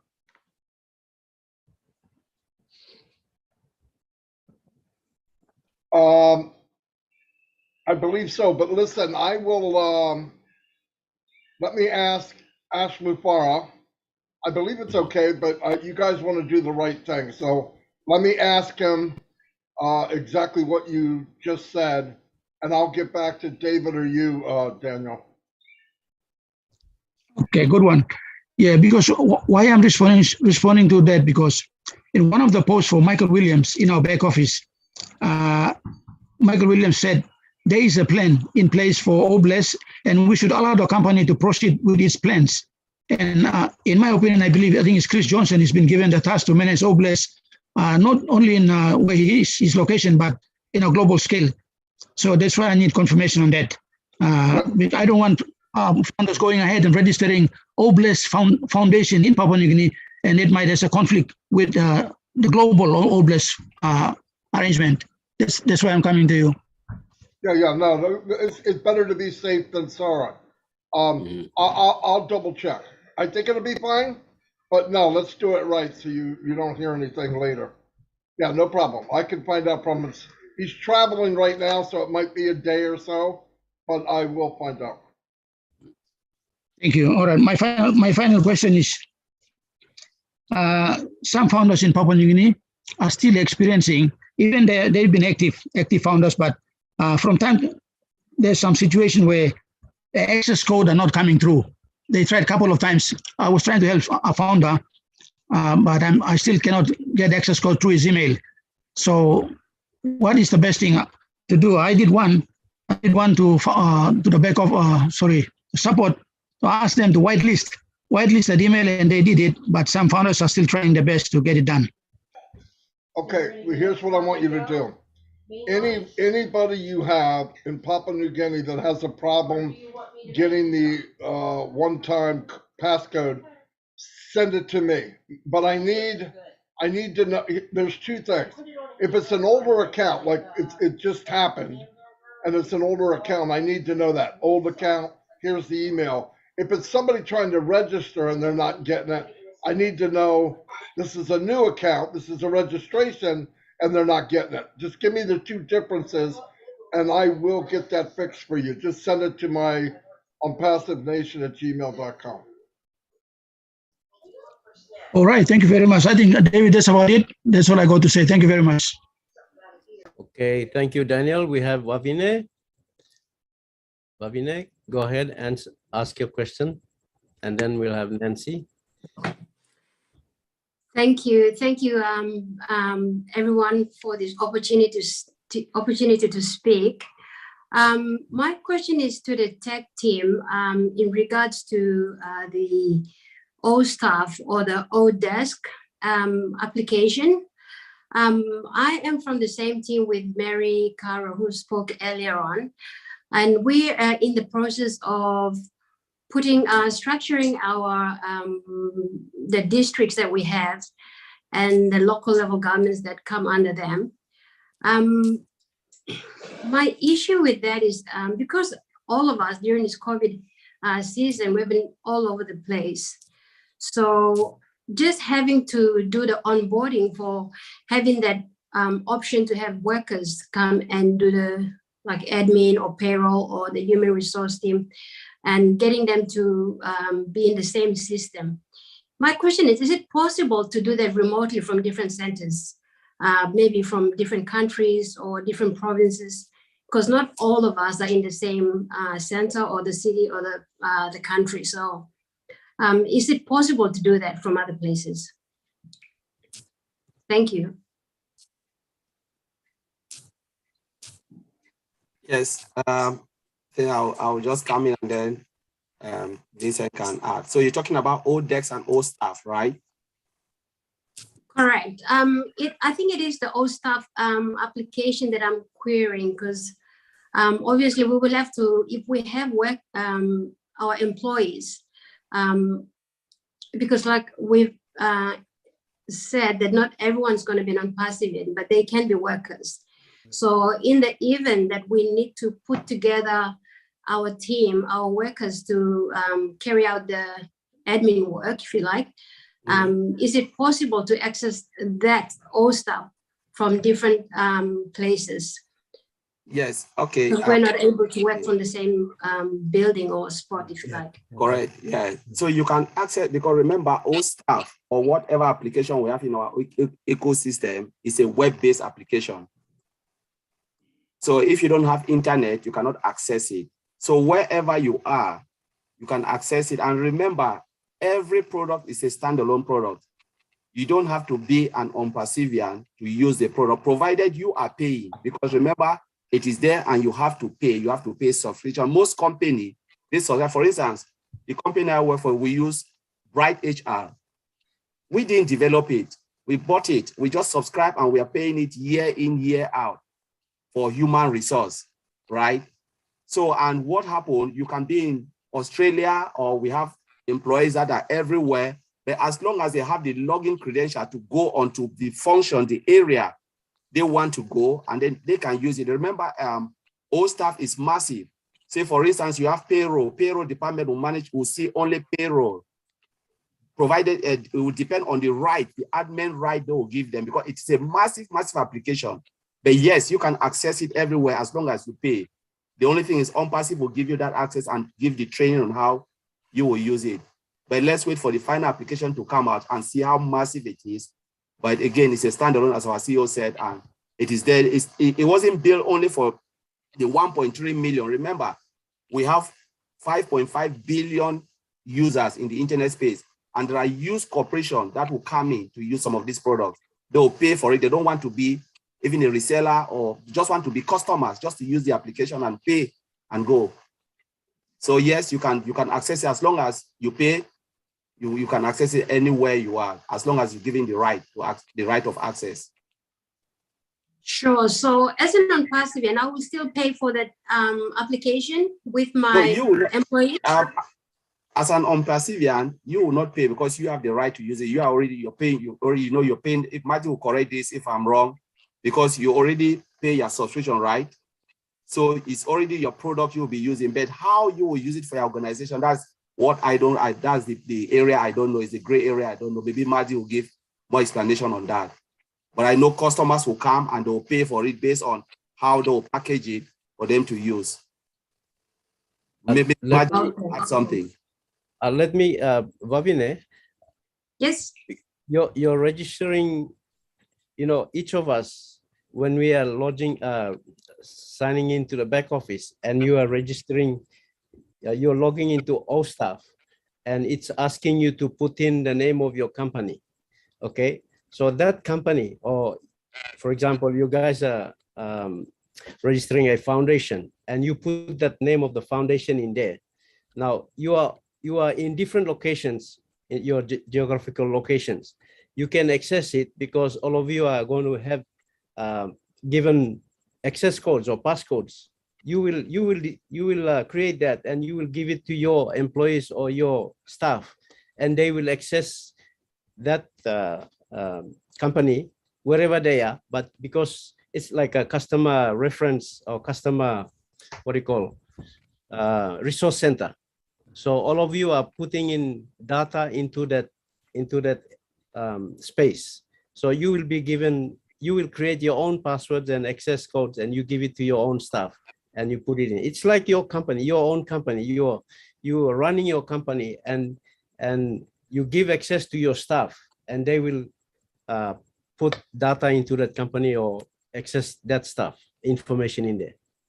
So you understand what I'm saying? Because you're creating your own structure, and whoever is working in your organization, those are the staff that you will give access to, and they will access the system from wherever they are. Is that clear? Correct. Okay. That makes sense. My other question is on the oblast. If Chris can answer that, or anyone, just going back to our 6 districts that we have in the Central Province. So these 6 districts that we have different local level governments on there. So my question is is it possible to have all 6 districts have positions, or is 1 or 2 positions is that sufficient for the 6 different districts? Because my understanding is that to be a founder, you have access to the oblast as an individual district, if you like, for this matter. If I'm going to be doing, for example, if I have a Rigo district, for instance, they will have their own oblast application or the business as a standalone. So if in the event that anything happens in that region or the local level government or whatever in that area, we will be able to put in a ticket for the district, a campaign. So obviously it has to be approved by Chris or Mati or those guys up there. So when that happens, obviously the funding will go straight to the Rigo district and its people and its local level government and the wards and whatever. So if we only have, currently we do have few, I think it's less than 3 founder positions that we have, but we have 7 districts. So my question is it possible at all to have the 6 districts and have them managed outside from different locations? Or is 3 that we have currently is sufficient for the 6 districts and 15 other local level governments and their different villages? That's my question. Thank you. Let me try to answer that. To initiate a blessing, that's what I want to call it, you would need to be a founder. People that pay into it, people that want to donate money or whatever, I don't think they need to be a founder. Now they might have to put their email in and all that, but to initiate one, that's the benefit of being a founder. You can start a cause. You can go for drilling water. You can go for building a boat. But in fact, I was listening to PNG, how they were setting up the backside of Oblast in the country. I don't know the mechanics of it because it isn't fully launched yet, but I believe once it goes, you can have any cause you want, as long as it's legit, but you also want to make sure, in fact, all the places I've been, Papua New Guinea went after the legal part of it, make sure somebody's watching after it. But I think the mechanics of it, we have to wait a little bit longer just so we understand, because anybody could go in and say, I want to start a cause of helping Marty Garmo, okay, and collect all kinds of money. So I think we got to find out the mechanics. How do you start it, and how is it run? We know all the money goes to the cause, but we don't know the mechanics of how do you start one. I don't know that yet, and I don't know how people come in and donate. I'm not 100% sure, but those answers are coming in weeks, not months. And when they do, I think it'll be clear. Some of these questions won't even be asked because you go, oh, okay, I understand now. I don't want to say something I'm not 100% sure. So I think it's better just to wait. But I believe I'm going to find out about what Daniel said, what name you could put, but I also believe that one of the biggest impacts, the quickest impact in the world of seeing what Oblast can do will be Papua New Guinea, without a doubt. And it might be many different things, but I mean, Ash said it himself. The country's not real big, but you have a lot of people in your country that are part of ONPASSIVE in comparison. And you have a lot of people, stepbrothers and sisters all over the world that want to help Papua New Guinea. So I think you'll see things change very, very quickly in Papua New Guinea, and it'll be the poster child for the rest of the world, which is a good thing. But the mechanics, I don't know 100%, so I would wait.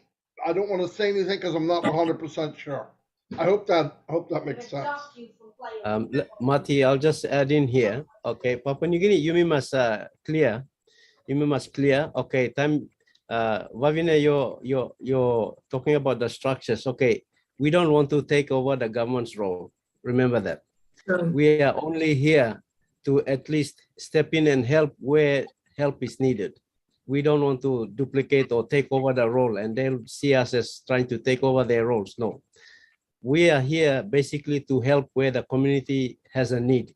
And that's how you're structuring it. So when you structure things, look at that avenue also, the legal side of it. So that's why Mati, let me explain. Let's wait a bit. You can have the plans in place. Just wait him likely time to solna. Time Oblast or policy guidelines will come outside now. You may can look in one map by you fit in. One map by you fit in, you can go ahead now. Create him all courses blaming put him on platform and then you may can run one time this last so one help he come lo go straight lo this place where we need him in minus and by you come take over lo work lo government services in the long country no you may stop lo strong in work na support him to solve one map and we got needs straight. Okay, and is that okay? Yeah? Thank you. Just to clarify,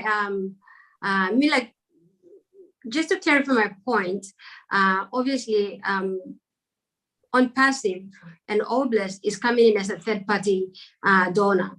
So we will not be, my intention is not to take over what the government's role is. But some of the things we know and we've learned from experience in the past with our local villages and things like that, they're not fully funded by the government. Sometimes we're short of it. So not many of the projects get carried out. So that's when the third party comes in, which is our role, if you like, Oblast. So that's where I'm coming in from, not to take over the role of the government or anything like that. So those shortfalls are where we will come in. So that's where I'm trying to get my point across as a third-party donations. Thank you. Thank you, Vavine. Okay, let's move on. And Nancy, you have your hand raised up there. Go ahead. Okay. Hello to everyone. Good evening to everyone, and good morning to the world. I have just one question, maybe one or two questions. But before I go to the question, I just want to add a little bit about what Red Redpen said in Pidgin to our PNG founders. Okay, online beli mi. Arim Red Redpen itu tu harim finish tu di sela recordingnya. Blo recap blo Red Redpen yet na Mr. Ash Mufara CEO beli mi tu tok you harim finish lo English. Or something I'm clear. One plus something where Red Redpen mentioned him can CEO him tok lo kan you must connect, you must engage because company may look manusia. Time you connect, time you attend webinar, time you talk, you contribute him idea, blow you think blow you. Company record him, na look save lo disla na staff. You me talk lo data center ya. All get something is recorded. Time you go inside lo back office blow you recorded. So only save you active founder, or you passive founder, or you Slack founder, or you Sleepy founder. When I can founder, you come up. Company is save. Company no I pass. All same na. Time you harim red penny talk I me talk all company by rewarding by got some like I look savvy na reward long all founders where only active only make him YouTube long all Oli tok long on passive, oli share on passive, oli come up on them all updates. That's why I'm very important to some now. I want to say thank you to Mati for bringing this webinar to us. We have a weekly midweek webinar, so you can understand him. You can understand him when him something CEO he talk when him all big major launches he come up, or something he come up like Dubai. Yeah, what has happened in Dubai? When we have midweek webinar like this, time break it down in our language in Salo talk pisin. So you all get can understand. One means something me like talk long memol sem. You na me we site online where only no active lari mall. But you site you active. You must remain there. Because CEO I'm got in Salo ting blog. I'm like reward him online. I'm like look him sem you serious for this business. Now you got hacked. Now you mean business one time this business, huh? So pay attention to this kind of click or something, because time something he come up, you know can talk, oh na me, hey now no consider me, no look save lo me no got. System ya you me save, me work one them artificial intelligence. Or sem na AI ya, and by recording more get something. You make it seem long. Okay, thank you, PNG. My question is to Mr. Mati Digamo, and it is this. Mr. Ash Mufara in previous webinars mentioned that the marketing campaign is going to go for 16 months. Now, with all that is happening, what do you see? What is your perspective on that 16-month period? Is it reducing, or is it going to be more, or is it still on the 16-month length of the marketing campaign? Okay, here's what I believe. The 16-month one is what we saw in Dubai. That will go on and on and on, and they'll change different.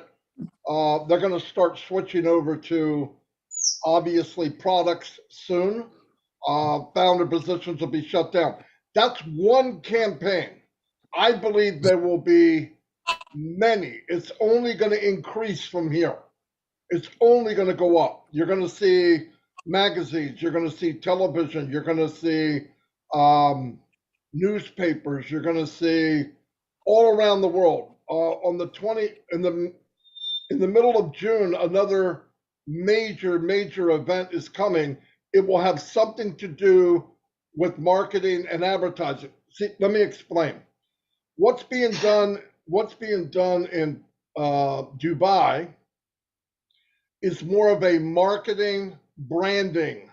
In other words, we're introducing the name of the company to people because they don't know who we are. And then you're trying to build a relationship with future customers. So I'll give you an example. 20,000 people taking pictures of the Burj Khalifa with ONPASSIVE written on the side. They're there to see the light show. Maybe consciously not really looking at ONPASSIVE. But now they bring these pictures home and figure 20,000 show it to 10 people each. So now you're up to 200,000. Now this happens every week, every day. People go to Dubai and they go home. They go to Dubai and they go home. You start this viral effect. More and more people. Now somebody at home looks at it and says, wow, that's amazing. And then they go, what's ONPASSIVE? Once you start that question, what is ONPASSIVE, you are branding the name. And that goes on and on. And because Ash Mufara understands this, he's branding. So the day we open to the world and they say ONPASSIVE is open, people will be flocking to come in to see what we have. It's a great concept. If you brand, you win, right? Here's the other one. He gave an example. Apple, huge company, $1 trillion company. If they decide to make a TV, are people going to buy it? Absolutely. Why? Because they're already branded. They know they are the best at what they do. So if they make a TV, it must be the best. So what you're seeing in Dubai is the branding part of it and the viral part. What you're going to see in the next weeks months and years, Nancy. It's only going to increase. We haven't seen nothing yet. Nothing. Trust me. 10% if we're lucky. So that now they're going to get into products and what they do and how you can get them. And then next thing you know, they open it up and people start buying things. Then we start making some apples or whatever. That's how this works. He's taking his time. People look at it and say, I don't get it. Nothing's really happening. But the fact is, many, many hundreds and hundreds of people are joining every day, 1,000 to be exact, just from what happened in Dubai. And it's spreading across the world. Why? You know who's walking around Dubai? Large CEOs of big companies, directors, big business people from all around the world, because that's where they go. That's where they vacation. And they're watching this ONPASSIVE shoot up the Burj Khalifa, and they're going, what company is doing this? They know it's outrageous. It's absolutely outrageous. And they go look it up, and it's ONPASSIVE. ONPASSIVE is echoing through the world right now, big, big, big, big time. Big time. Ash did not do anything small. This is huge. The one that he was going to do on the 28th has only been done one time before by Mercedes-Benz. I don't know what it was, but it was huge. Now, the person involved's mother is real bad sick, so that's going to be postponed maybe until September, but it's not stopped. Everything we see is only the beginning. He said, I'm going to compound marketing. So he doesn't start one market, it ends and he starts a new one. He starts one, packs another one on top, puts another one on top of that one, another one on top of that one. So one day, maybe, my opinion, you have 3 million people signing up daily. The company could grow into something we have no imagination. I'm telling you, we don't know. But just think about, we have no competition. Why do I say that? If you go on and you say, I want to give you a Zoom type product, unlimited, for a couple $100. The Zoom we're on right now, 10 grand a month. $10,000 a month. You could have the whole package of ONPASSIVE for us as founders, maybe 300 or less. One time. Rest of it comes out of our pocket. There is no competition. Everything Ash makes is unlimited, and you can scale it to the top. And when people see that, do you really have to sell it? No, you have to sell the name. The products will sell themselves, guaranteed, because everybody wants a good deal. So what does Ash talk about? He never talks about money, ever. He talks about value. Value and branding and marketing equal money. So you don't need to say it. You don't need to say the money. It's coming. Maybe more than we could imagine. But because he's analyzing everything he does, as we look at it, we say, I don't understand why he's doing it. Of course we don't. It's never been done before. Never. Most companies don't reach the peak of ONPASSIVE before it even launched. Most companies are not billion-dollar companies, most. And we'll be a multi-billion-dollar company the day we launch, only to grow and grow and grow and grow. One day we could be less than 1% of the company. So just wrap your head around that. But we have to go with the process and see how it works. He knows better. His company knows better. I marketed for 15 years, and he's blowing me away. I'm lost. When I was trying to guess where he was going, I thought we would be in Dubai in 5 years. If we were lucky, we're in Dubai now. And he didn't rent a floor in the Burj Khalifa, he bought them. Do you know what it means to go to a company and they say, where are you located? In the Burj Khalifa, no address. That's all you have to say. To a big company, that's all you have to say. And they go, you've got to be kidding, right? They may not be saying that out loud, And inside they're going, oh, these people don't play. It answers all the questions to other companies. Where are you located? The Burj Khalifa. Boom, that's it. That is the address. You don't have to say Dubai. You don't have to say, everybody in big business knows it. And that's what we're part of. And I know I answered your question and maybe 50 other questions you didn't ask, but marketing is going on, Nancy. What we see so far, which is massive, is just a little bit of where we're going. It'll never end. It'll get bigger and bigger and bigger. And he has 100 different ways that I know of for different ways of advertising and marketing. We haven't seen nothing yet. So I hope that answers your question. Powerful. It's very clear. Thank you, Marty. Now, one question to the tech guys. Now that we're going to have our data center going live, what does that mean? Can you explain it to us, please? Thank you. Vincent, you want to take it? Yeah, I'll take this. Okay, yeah, thank you, Police. Okay, yeah. Thank you, Nancy, for this question. So having a data center for our company, we have a lot of advantages. First of all, is costing. So we're going to save money from having our data center. This is the first thing we'll go for. Secondly, for security reason, because no one will also our information.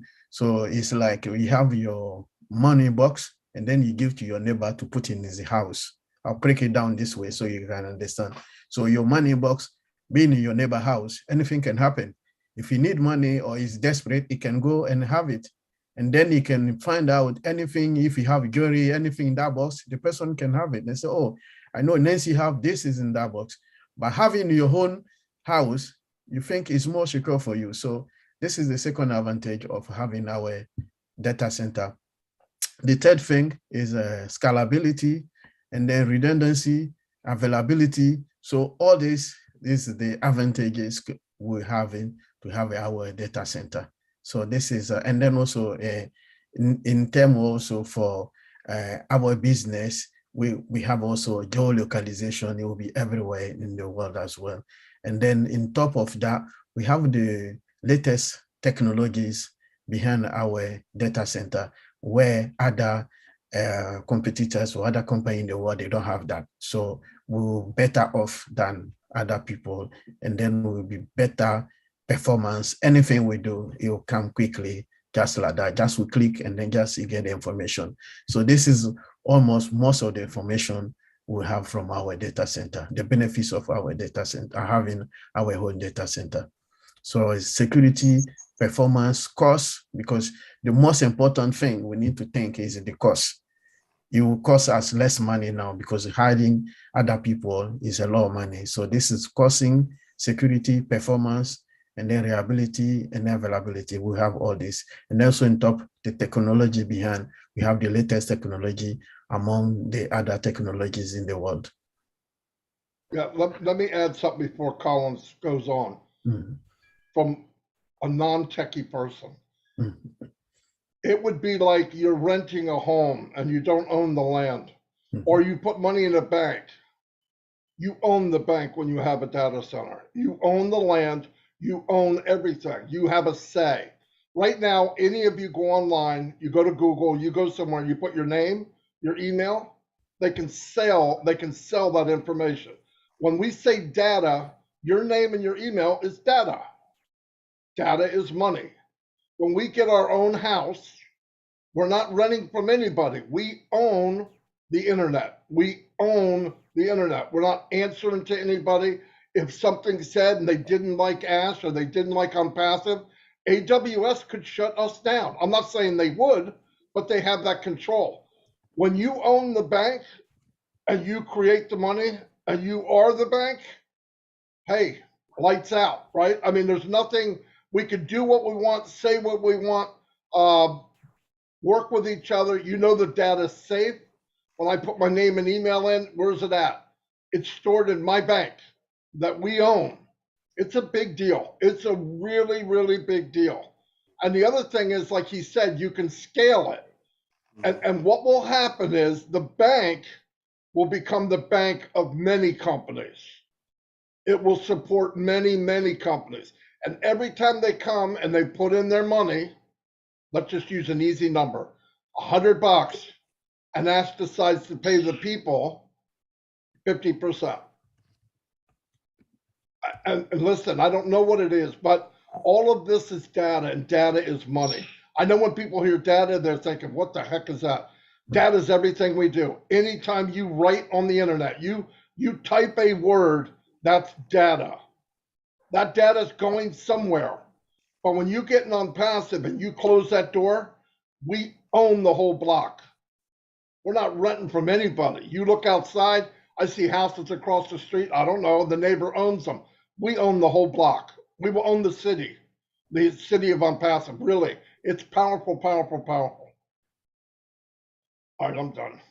Maddy, I just said, let me just add, Maddy, you've just said it, or you just take it from my mouth. Like as you said, a lot of people really, they don't really know what data is. You know, like now we are in Zoom, all of us here, right? We don't know where Zoom is hosting. Maybe it's in AWS data center, Amazon Web Services, or in Microsoft Azure, right? They are paying a lot of money, and the images here, they are all data. So for each images here, you have to pay for it, and it costs millions upon millions. I think last time we were talking, I think with Maddy, we were discussing, looking at our, when we have O Connect, we have the same thing, pictures, upload, all of those things. So they have to store them all in the data, and this data go into data center for security. Just imagine, you know, what AWS will charge us. Maybe we can hit 2 billion users, and we're making say the time ONPASSIVE, say 5 years or 6 years, ONPASSIVE is making trillions of dollars. You know, Amazon said, no, I need 1 trillion. If you don't give me, I shut you down. That's what they do. The more money you make, the more they charge you. And you don't have control over that. Because remember, you are hosting not only that information, you're holding like the life. If say we're running as a bank, just imagine if they shut the whole banking system down, they shut the data down, people will not be able to collect their money, withdraw their money. They will not be able to do a lot of things. You know, there is nothing you can do. You are just like, you are living in a land of nowhere, you know, because all that information is hosted in the data center.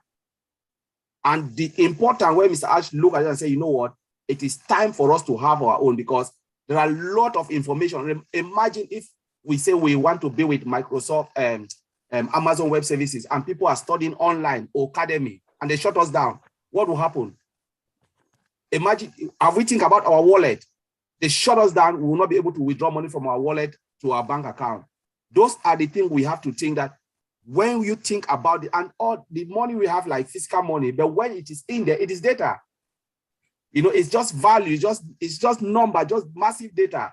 The only time you can see it as physical cash is when you go to your bank and then, you know, put your PIN, your this, and then withdraw the physical paper. But when it's in there, it's just data.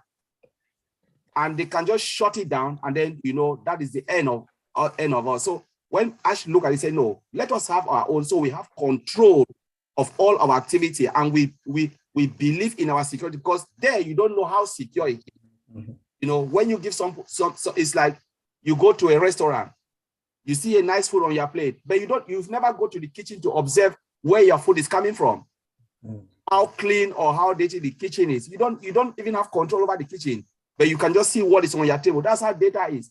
We don't know what they are doing behind, if they are selling your information or not, to whoever they are selling your information. But when it is with us, we are sure, because we know where it is.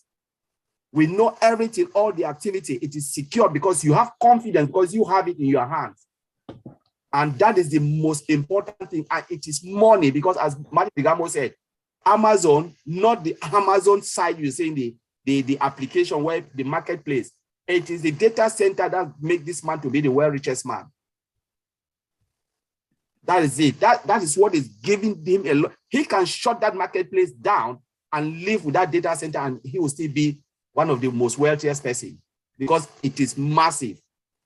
And we just have to thank God that Mr. Ash Mofara think about bringing us data center. With data center is one of the biggest deal we have in ONPASSIVE. And we know we have more coming. The data center it's just mind-blowing. So thank you, Nancy. One more thing. I'm sorry. I just drank a lot of coffee. So keep in mind that Mr. Mufara met with AWS and they discussed certain things about data and hosting and all that. And when he left, I guess they didn't come to a good conclusion. So I believe some of the products that we're waiting for, like OConnect, like ONET, like all the ones you think, oh, where are they at? I believe there was a decision made, and I don't know this for sure, but reading the tea leaves, as they say, Ash is getting pushed forward on the data center as quick as he could, because when you go to do a big data draw like OConnect, he wants to have the data center in place first, so he doesn't have to run it. And it sounds like AWS either said, I don't know if we can do what you want us to do, or you're going to have to pay us $1 trillion a month. Something didn't go, but thank God, because that just made them push the issue of getting the data center quicker. So when it gets done, I think you'll see a lot of things fall in right behind it, because now it's secure, like Collins just said. So that's all. Thank you. Thank you. Really appreciate your answers. Very powerful. PNG. Arima, money box there. No can put in la house planar la man. Put in la house lo you yet na you yet bagat freedom lo anytime lo kiss him. Na anytime lo make one something you la make him and by make him data center I'm all talk yeah. And was a money box yeah. Now I'm as you know put in this la money box lo nar la have and put his strength on passive so on passive house play yeah. So sleep good na relax good na amma so say more something yeah and by flow lo way blow me. Thank you, Mr. Bakau.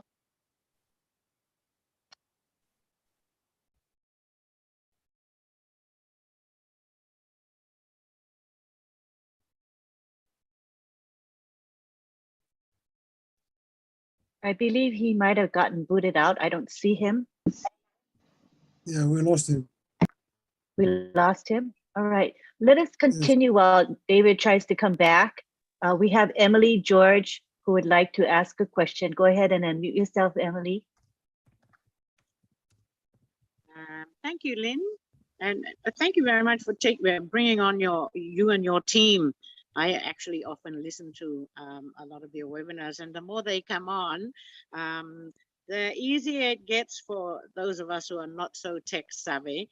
At least we get a gist of what is happening around here. And as Nancy said, not many of us are that completely tech people. But thanks for that, and good night to everyone, and or good morning wherever you are. Thank you for coming to our webinar tonight, especially Marty for hosting this tonight. My question was kind of answered by Marty, and it was a question that was going to go to Chris Johnson.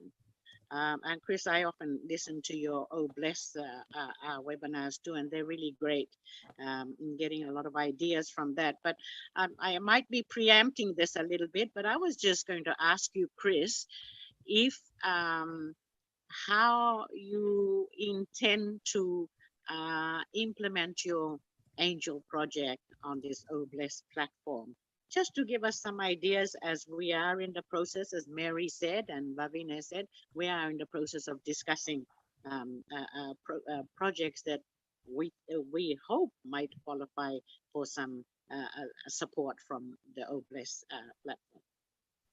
Emily, good question.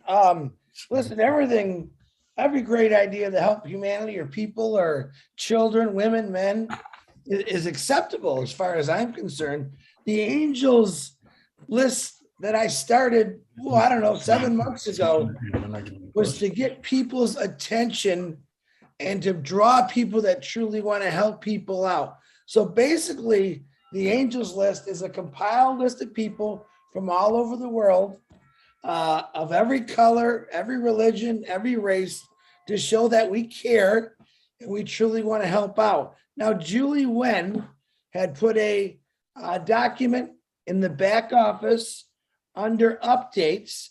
It's a form that you fill out. Now, I think Lucy just asked me It's not an application form. What it is, put down your information. Maybe you're a social worker, a nurse, a doctor, construction worker, a house builder.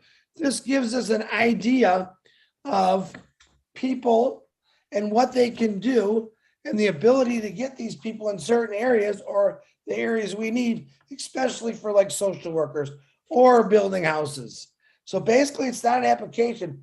It's a list of all the people that are truly want to be angels that have certain skills that can help people out in this world. But Emily, as far as Papua New Guinea goes, and the one young lady, Miss Benny said about the regions and stuff like that, the more you all communicate with each other, all right, and that's kind of what that list is doing. We're communicating with each other. It closes a lot of gaps, all right? But if you guys simply talk to each other, plan all your ideas out, and then discuss it with each other, you know, do a phone call or a private Zoom as maybe this is what you want to do. Maybe it works in region 1, but not in region 7. But if you guys just start planning it legally, you know, under your government's regulations or whatever, we don't want to step on any toes like that. But if you guys communicate privately of what you really want to be fixed, each region might be different. So the more you communicate, Emily, not just through Papua New Guinea, but through the world, because you better believe I got a slew of angels that's going to be heading toward Papua New Guinea with all kind of skills to help out where it's needed. But honestly, I think Papua New Guinea is probably the most talented country I've been to, because you seem to have many talented people that's truly going to change Papua New Guinea, not just through a bless, but for the individuals. So Emily, I hope that kind of answers your question. If not, ask me another one. Thanks, it does, Chris. And I saw Julie's, what is it, the page that you put in the back. I didn't really understand that you had to have some kind of special skills. I actually put my name down because I just wanted to know a lot more about it. So so I might have made a mistake there. No, Emily, you can disregard my name. No. Emily, your skill is you got a heart and you got a care for helping. That's a skill. We're just trying to mold where there, you know, there's doctors, but you, like me, normal people, we got hearts and we care about people. I want everyone to put their name on that list. Maybe all you got to say is, I will help anywhere I'm needed, because that's what I did. I'm not a social worker or a doctor. My goodness, I'm a retired auto worker. You asked me to put a tire on a car, not a problem. You asked me to paint a car, not a problem. But if you ask me to help change the world, I can do anything anyone asks me to do. So Emily, please keep your name on that list and also pass it around to P&G. Just want to see everyone on there to show the world that we really, really are going to do this. Thank you, Emily. Thank you. Thank you, Chris.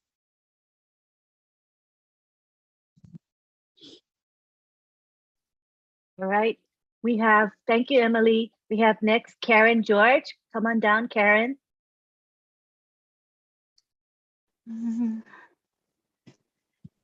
Thanks, Lynn. Good night, everyone. Good morning. My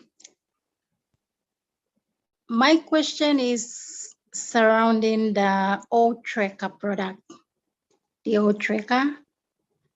And it's directed to maybe the tech team or any of the leaders.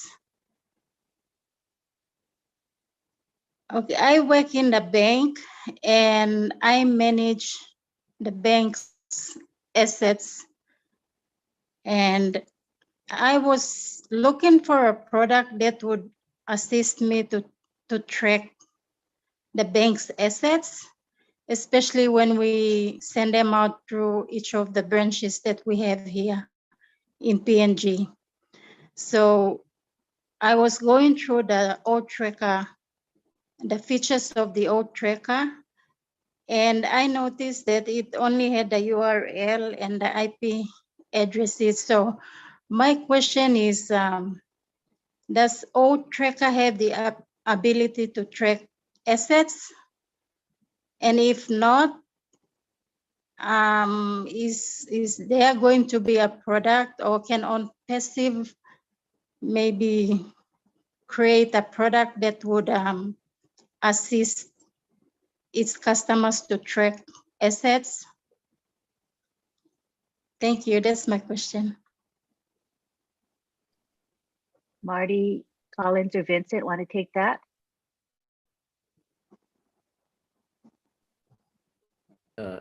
Before they come on, Karen, just clarify, when you're saying assets, what do you mean by that? Thank you. Okay, the bank has a lot of office machinery assets like FPOS machines, ATMs, and we have a lot of receipts, note counters, you know, all these we call assets. So we have about 42 to 45 branches in PNG. And when we dispatch these assets to each of the branches, especially the FPOS terminals, when we dispatch this to the terminals, we send them to a particular branch, and then when the branches utilize these FPOS devices or ATMs to, you know, allocate them to the merchants, it's very hard for us to track. Although we know the number of FPOS terminals or ATMs we've dispatched to that particular branch, but to track where each of those devices went through, it's so difficult for us to do that. So I'm asking if OTracker has the ability to track those kind of assets. Thank you. Okay, I will start first, and Matthew or Collins can add later. Oh, thank you, Karen, for your question. I think OTrack is the first purpose is to track cyber criminality. So those are criminal behind the internet. So for me, OTracker, it can track all the devices around your banking or those people connected to that using OTrack, because OTrack will be used by police around the world.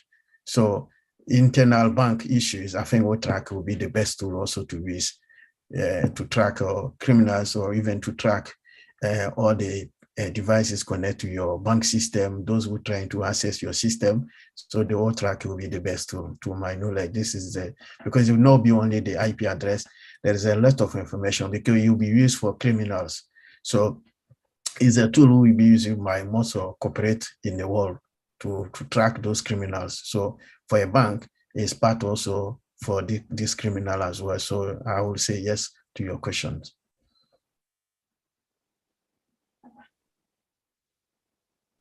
Okay, thank you, Vincent.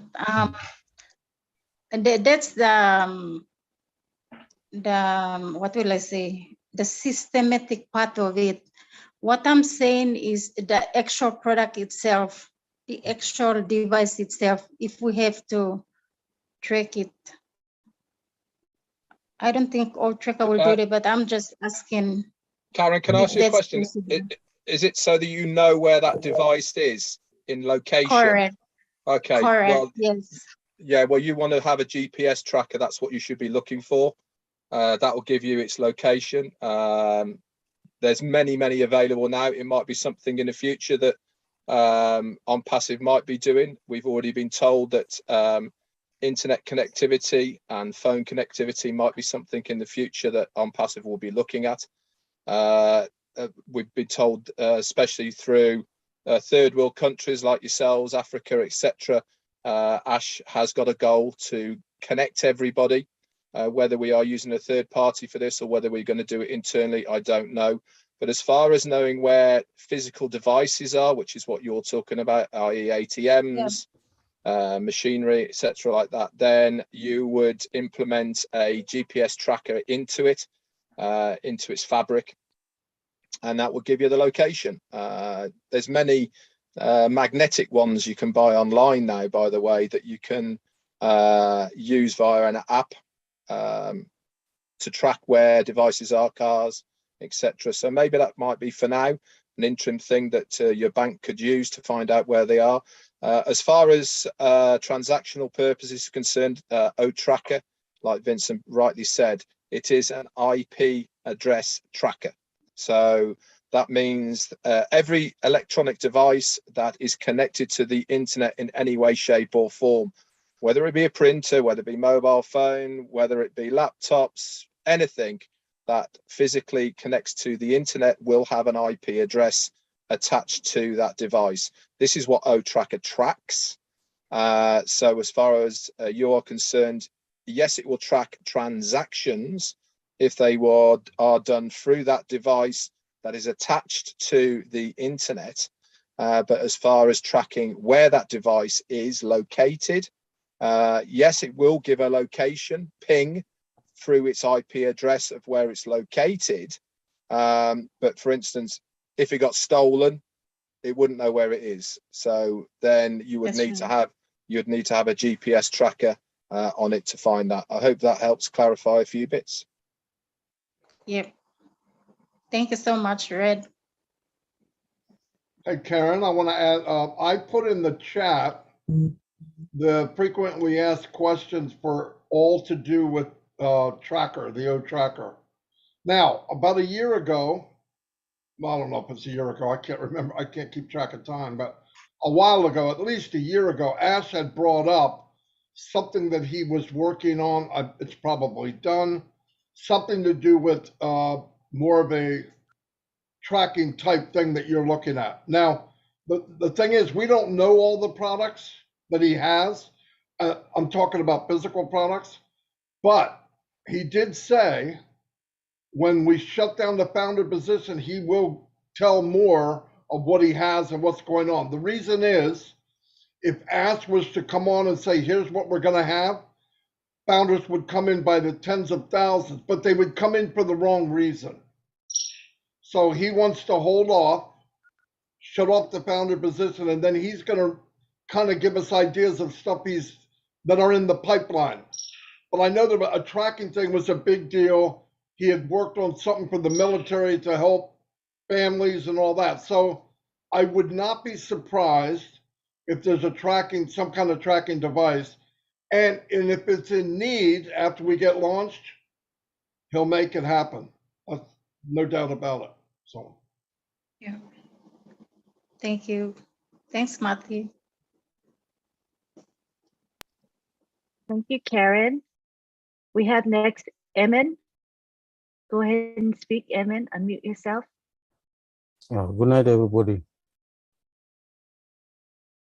Can you hear me? Yes, we can hear you. Good night. Good night. Good night here in Papua New Guinea, and good morning wherever you are. I'm just trying to stress something about it, data center, but I will speak in Pidgin because we were trying to. It's what will I say? It's we put lots of things here, like we talk a lot here that some of our founders in PNG, they cannot digest everything here. That's why, like what Red have done earlier, we should have like go through together. Like Red can read one sentence, and then Daniel or Nancy can come on and explain it, and later like continue in that way so that our founders in Papua New Guinea can understand it. It's too much to digest. That's why, I mean, that's from my observation, but I'm just trying to speak in Pidgin, trying to explain a little bit about the data center, but later I will try connect with Winston and Colin, and they will assist me further to, like, we will try to simplify it down to the level where most of our Papua New Guinean founders can understand. Okay, all Papua New Guinea, you mean you can RM this logo or something na you meeting easy lo understanding. You are RM lo English that's all stuff na you think easy lo you lo understanding. And plant is something too much people lo kisim lo one platime. You must thing inside people na yubla. Now looking me plus 63 plus tasol attend him meeting eh. Some founders tools ta one time one time team leaders me plus start. How boy me go back and explain him lol. You mean no plan is something red fan to plan. But understanding to me. Lo obless you may class him low bless tape like Emilio class him na. This na. No website lo on passive come out in the type of passive.com you will say you click in this disclaimer agreement you click in agree so you go in. You go down the FAQ na you look up. Emin, you're going in and out. Emin, you may want to turn your video off because we are having a hard time understand you. Thank you.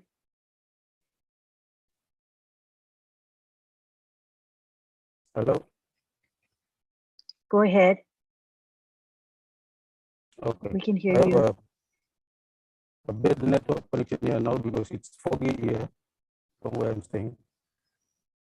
Yeah, so that's why I'm probably something too much women or at the same time. So one data center, yeah, obvious, like obvious, you go begin long type ONPASSIVE.com and you go in, you looking underneath the obvious, you read them so FAQ or you open them up and you find them out.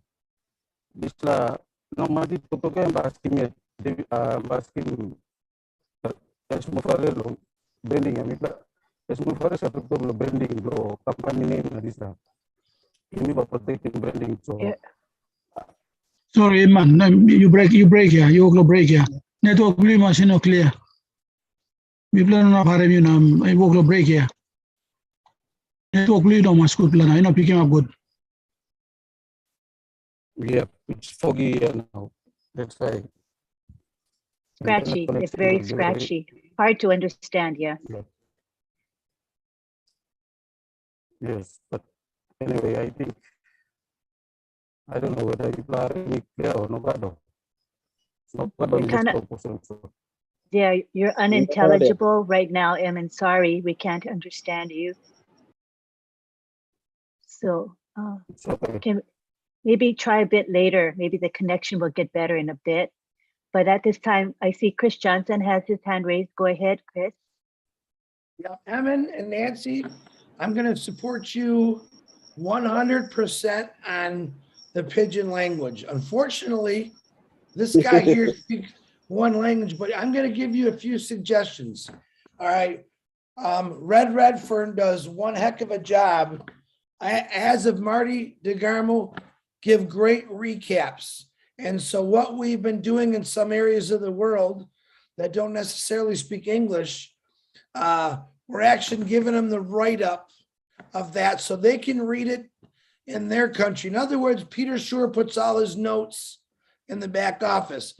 If one of you had the opportunity or the time to actually go through those notes or listen to what Red says and actually say it in pidgin, it would probably help out. Because like I said, I only speak one language. But if one of you would like to try to, I know we did it with Julie in Vietnamese, we did it in French. There's ways that we can help out more and we can all help each other ourselves out. I know Nancy is a very wonderful speaker and reader, and she knows I love her. And I'm not putting this on Nancy, but Nancy, I would love if you could try to find a couple individuals, including Nancy, and maybe start going through the notes, or we've actually played a webinar like this on another Zoom, and we'll stop it. And then we'll let the interpreter explain what Red had just said, or explain what the tech guys are saying in your language. It helps all of us out. It really does. But remember, one thing I always say is we all have to take an incentive in doing something for each and everyone's business. But now we're passing information on to the world. So yeah, I take it as a responsibility. When I come to Papua New Guinea, which is my favorite webinar, all right, I want to hear you speak in pidgin because maybe this guy can learn a few words. And I tried from Jocelyn a while back. She taught me some things, but take that into consideration, Nancy or Emin.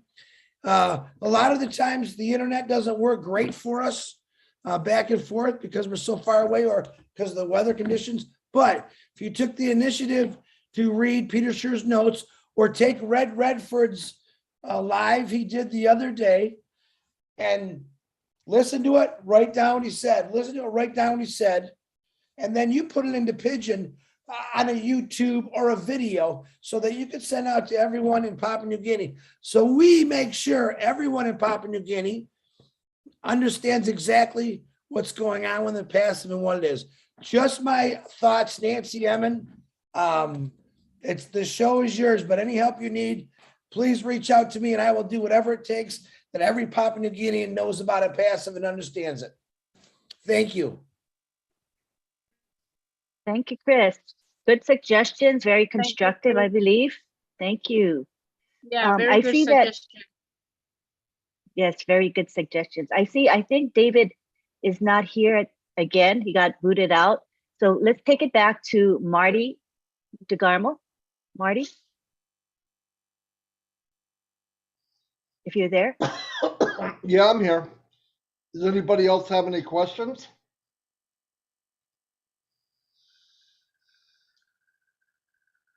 Wow, that's a beautiful sound.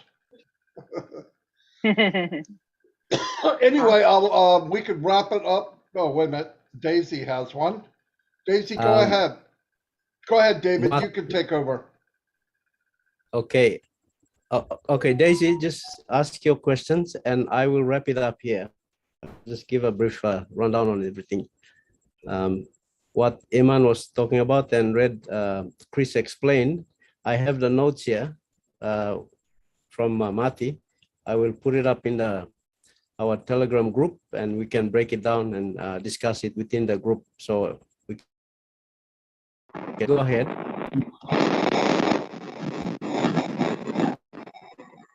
Hi. All right. Good night, Papua New Guinea. And good morning, rest of the world. Well, Hi, Daisy. It's very difficult to hear you. Could you turn your video off? We can probably hear you better. Thanks. Okay. What about now? It's still a bit scratchy. Okay. Can you? What about now?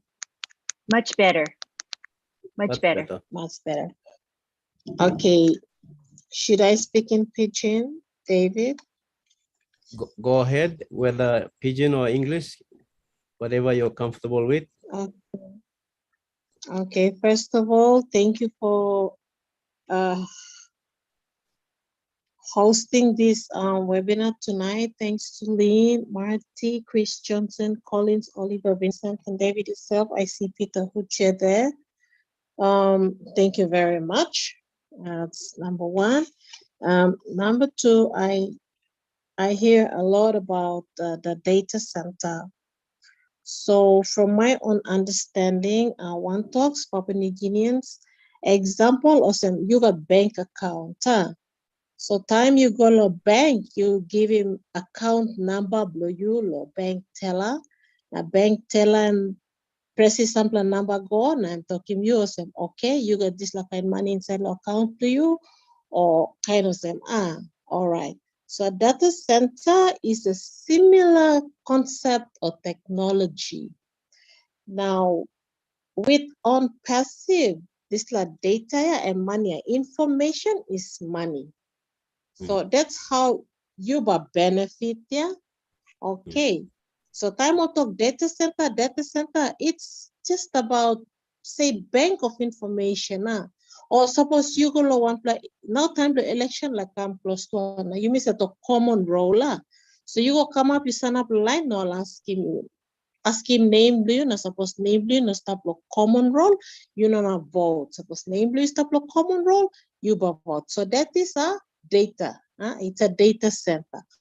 Okay, recently COVID have come and hitting Jumel-Geta, including Papua New Guinea. So National Department of Health plus World Health Organization too, all got data system or information or Bami putih masam. Suppose you got a book. Okay, one man come, write in name blow book, phone number blow you come lo one map, you walk in test positive, test negative. That's data. Okay. So all examples blow all data or information. All right. And just like explanation bami pigeon side. Suppose you know understanding Thomas, David and stuff and can help him you mean or understanding what all mean by data center. Okay, now in terms of the company where you may join him, we can talk or say you mean lucky lo come up member or ONPASSIVE or founders, because one day, like now you're using this the Zoom and video, yeah. So I must play you mean inside of this like the PNG now you may use this video conferencing. This company called Zoom, yeah, all back see money lo this or some someone somewhere but pay more because you may using this Zoom, yeah, this video conferencing blog, yeah.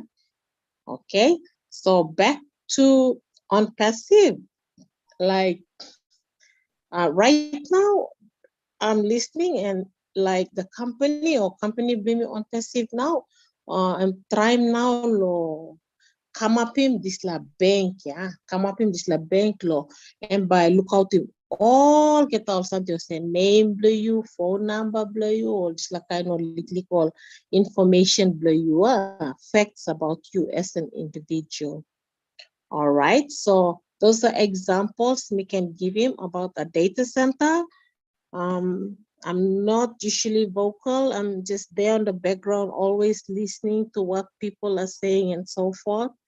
All right, what else? I gave some examples about the data center so my people can understand. Another thing, so plenty way by you benefit lo ONPASSIVE. One plus something, suppose you got smartphone, the fact that you go to back office blue, this like finger blue go click, click, click, click. You touch on something, you touching up something. Okay, main office blue me ONPASSIVE and looks awesome. Okay, they see coming to back office blame and go awesome and go check him this and that. They are monitoring us or watching you me stop here. So time lo company lo rewarding you me at when launch and the company starts to pay or reward people, you will be paid.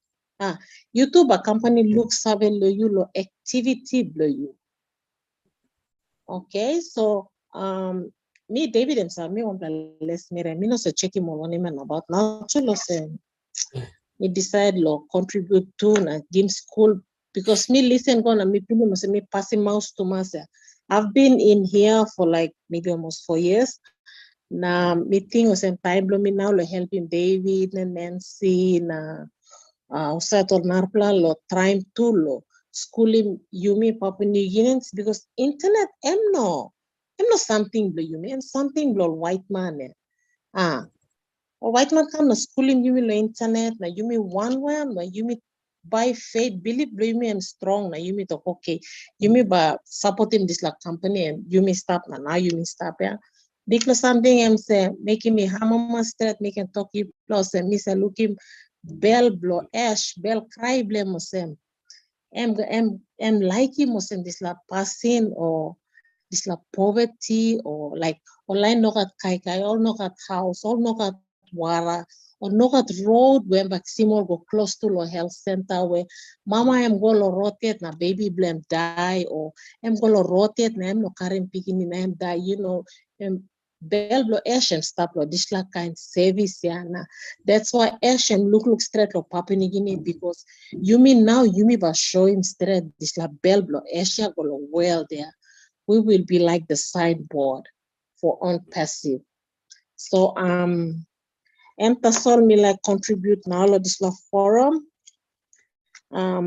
Nothing else. Thank you, Lynn. That's all I have to say for tonight. And my final message to all Papua New Guineans, I'll say this in Pidgin. Suppose you not been reading NDA below you, please go back to back office below you. You read him good NDA below you understand him NDA word by word. One, understanding legalities below NDA below you. Suppose you abrusi 1 plus something, you bruki 1 plus law below company, you may okata salo passing below ash, SM no sa play. You will completely wrong here, but just give back this like $97 bill or $105 bill, sim back here, because Hash is a man of integrity. Okay, I'll say this in Pidgin. I'm telling my Papua New Guinean friends to go back to their back offices, reread our NDAs, ensure we understand the NDA word by word, ensure we know the legalities of our NDAs, and make sure we don't go out of the legal boundaries of our NDAs because we can lose our positions as founders. That's all I have to say. And thank you very much, panel, for allowing me to speak. Thank you, Daisy, for your contribution. Now let me take it back to David. Thank you, Lynn. Okay, I think we will round up this webinar. It's been quite a long webinar.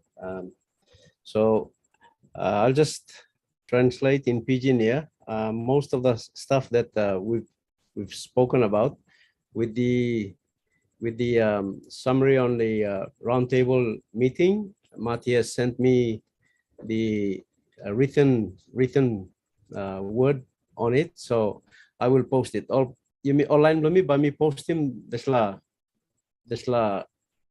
a summary belong one of something as you been come na talk long round table ya ba mi post him inshallah Telegram na you mi look langam na you mi can one team leader can kiss him na you mi can explain him na break him down long all team members play me. Okay, big plus something ready me talk him all members below you me all founders, please get engaged, connect find him road lo connect na no can less suppose you less you sawe company emoklong look sawe lo usai me come in na usai me spending time usai me long take part long all meeting below you me na contribute na this kind of something you must connect. Suppose you select na start behind long time only start long tanim traffic or salim all customer come long or side long on you might miss out because you know that activity enough long justify why all by no salim traffic come you. So this all kind something the same only look lang so me like him you me all got must connect na come up active inside of this role players and founders na walk na update him yet na stop. Okay, and big plus something you must because SME come long side long technology na me bring him this company come lo yumi. Okay, and online talk scalability scalability or some you think him yumi or yumi say salim boy. Okay, yumi say beg him all boy put him lo bag na online say come buy him lo wholesale 160 kg bag yeah. Now Karim go now. All right, time you buy him long bag, MOSM, you buy him one price, 200 kina, lo one plus bag. Okay, how much plus beetle nut or boy stop inside there and plant it to mas. So only buy him lo bulk, na Karim go na all by give him lo line by retail him again, all by rouse him again, all by selling one.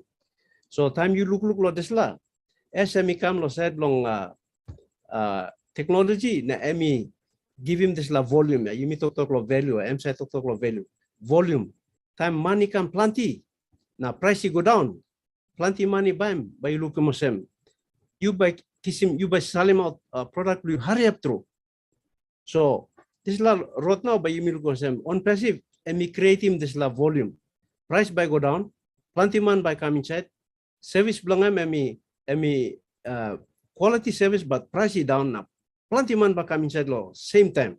So by looking myself, suppose you open him store na price blue down now, cargo blue or some quality product you sell him inside. 1, 2 through this la cargo by go. So you can look at some money by you make him hurry up through.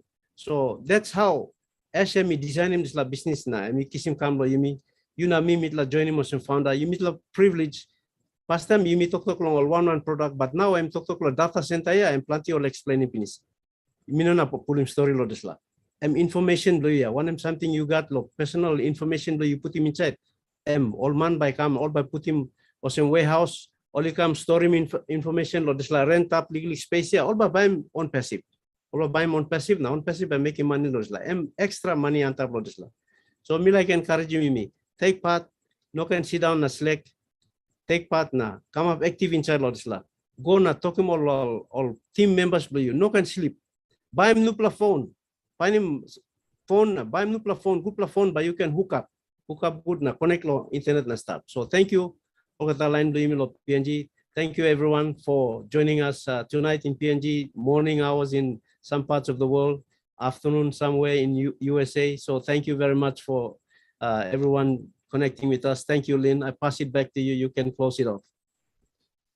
Thank you. I think this was a very productive webinar. Lots of good sharing. Thank you to Red Redfern for the roundtable update. Thank you to our leaders, Marty and Chris, for being here and speaking. Thank you to the many PNG leaders who spoke very eloquently and asked very, very good questions to benefit everyone. So we look forward to the next meeting where everybody will get to learn more about ONPASSIVE and benefit. Thank you very much, David, for hosting the meeting. So at this time, we'd like to say aloha to one another. Everyone can unmute and say goodbye until the next time we meet. Thank you. Goodbye. Look at you. Bye-bye, David. Bye-bye, David. Good Bye-bye. night. Bye. Good morning. Bye. Good night from Bye, PNG. everybody. Bye. Bye-bye, Chris, Marty. Thanks, Marty. Thanks, Bye, Chris. Martin. Good You're night. welcome, Good Daniel. You're morning, welcome. Colin. Chris. Goodbye, Vincent. all. Bye. Bye. Thank Hey, you. Chris, you stay in Papua New Guinea. I'll see you next week. Thank you for coming.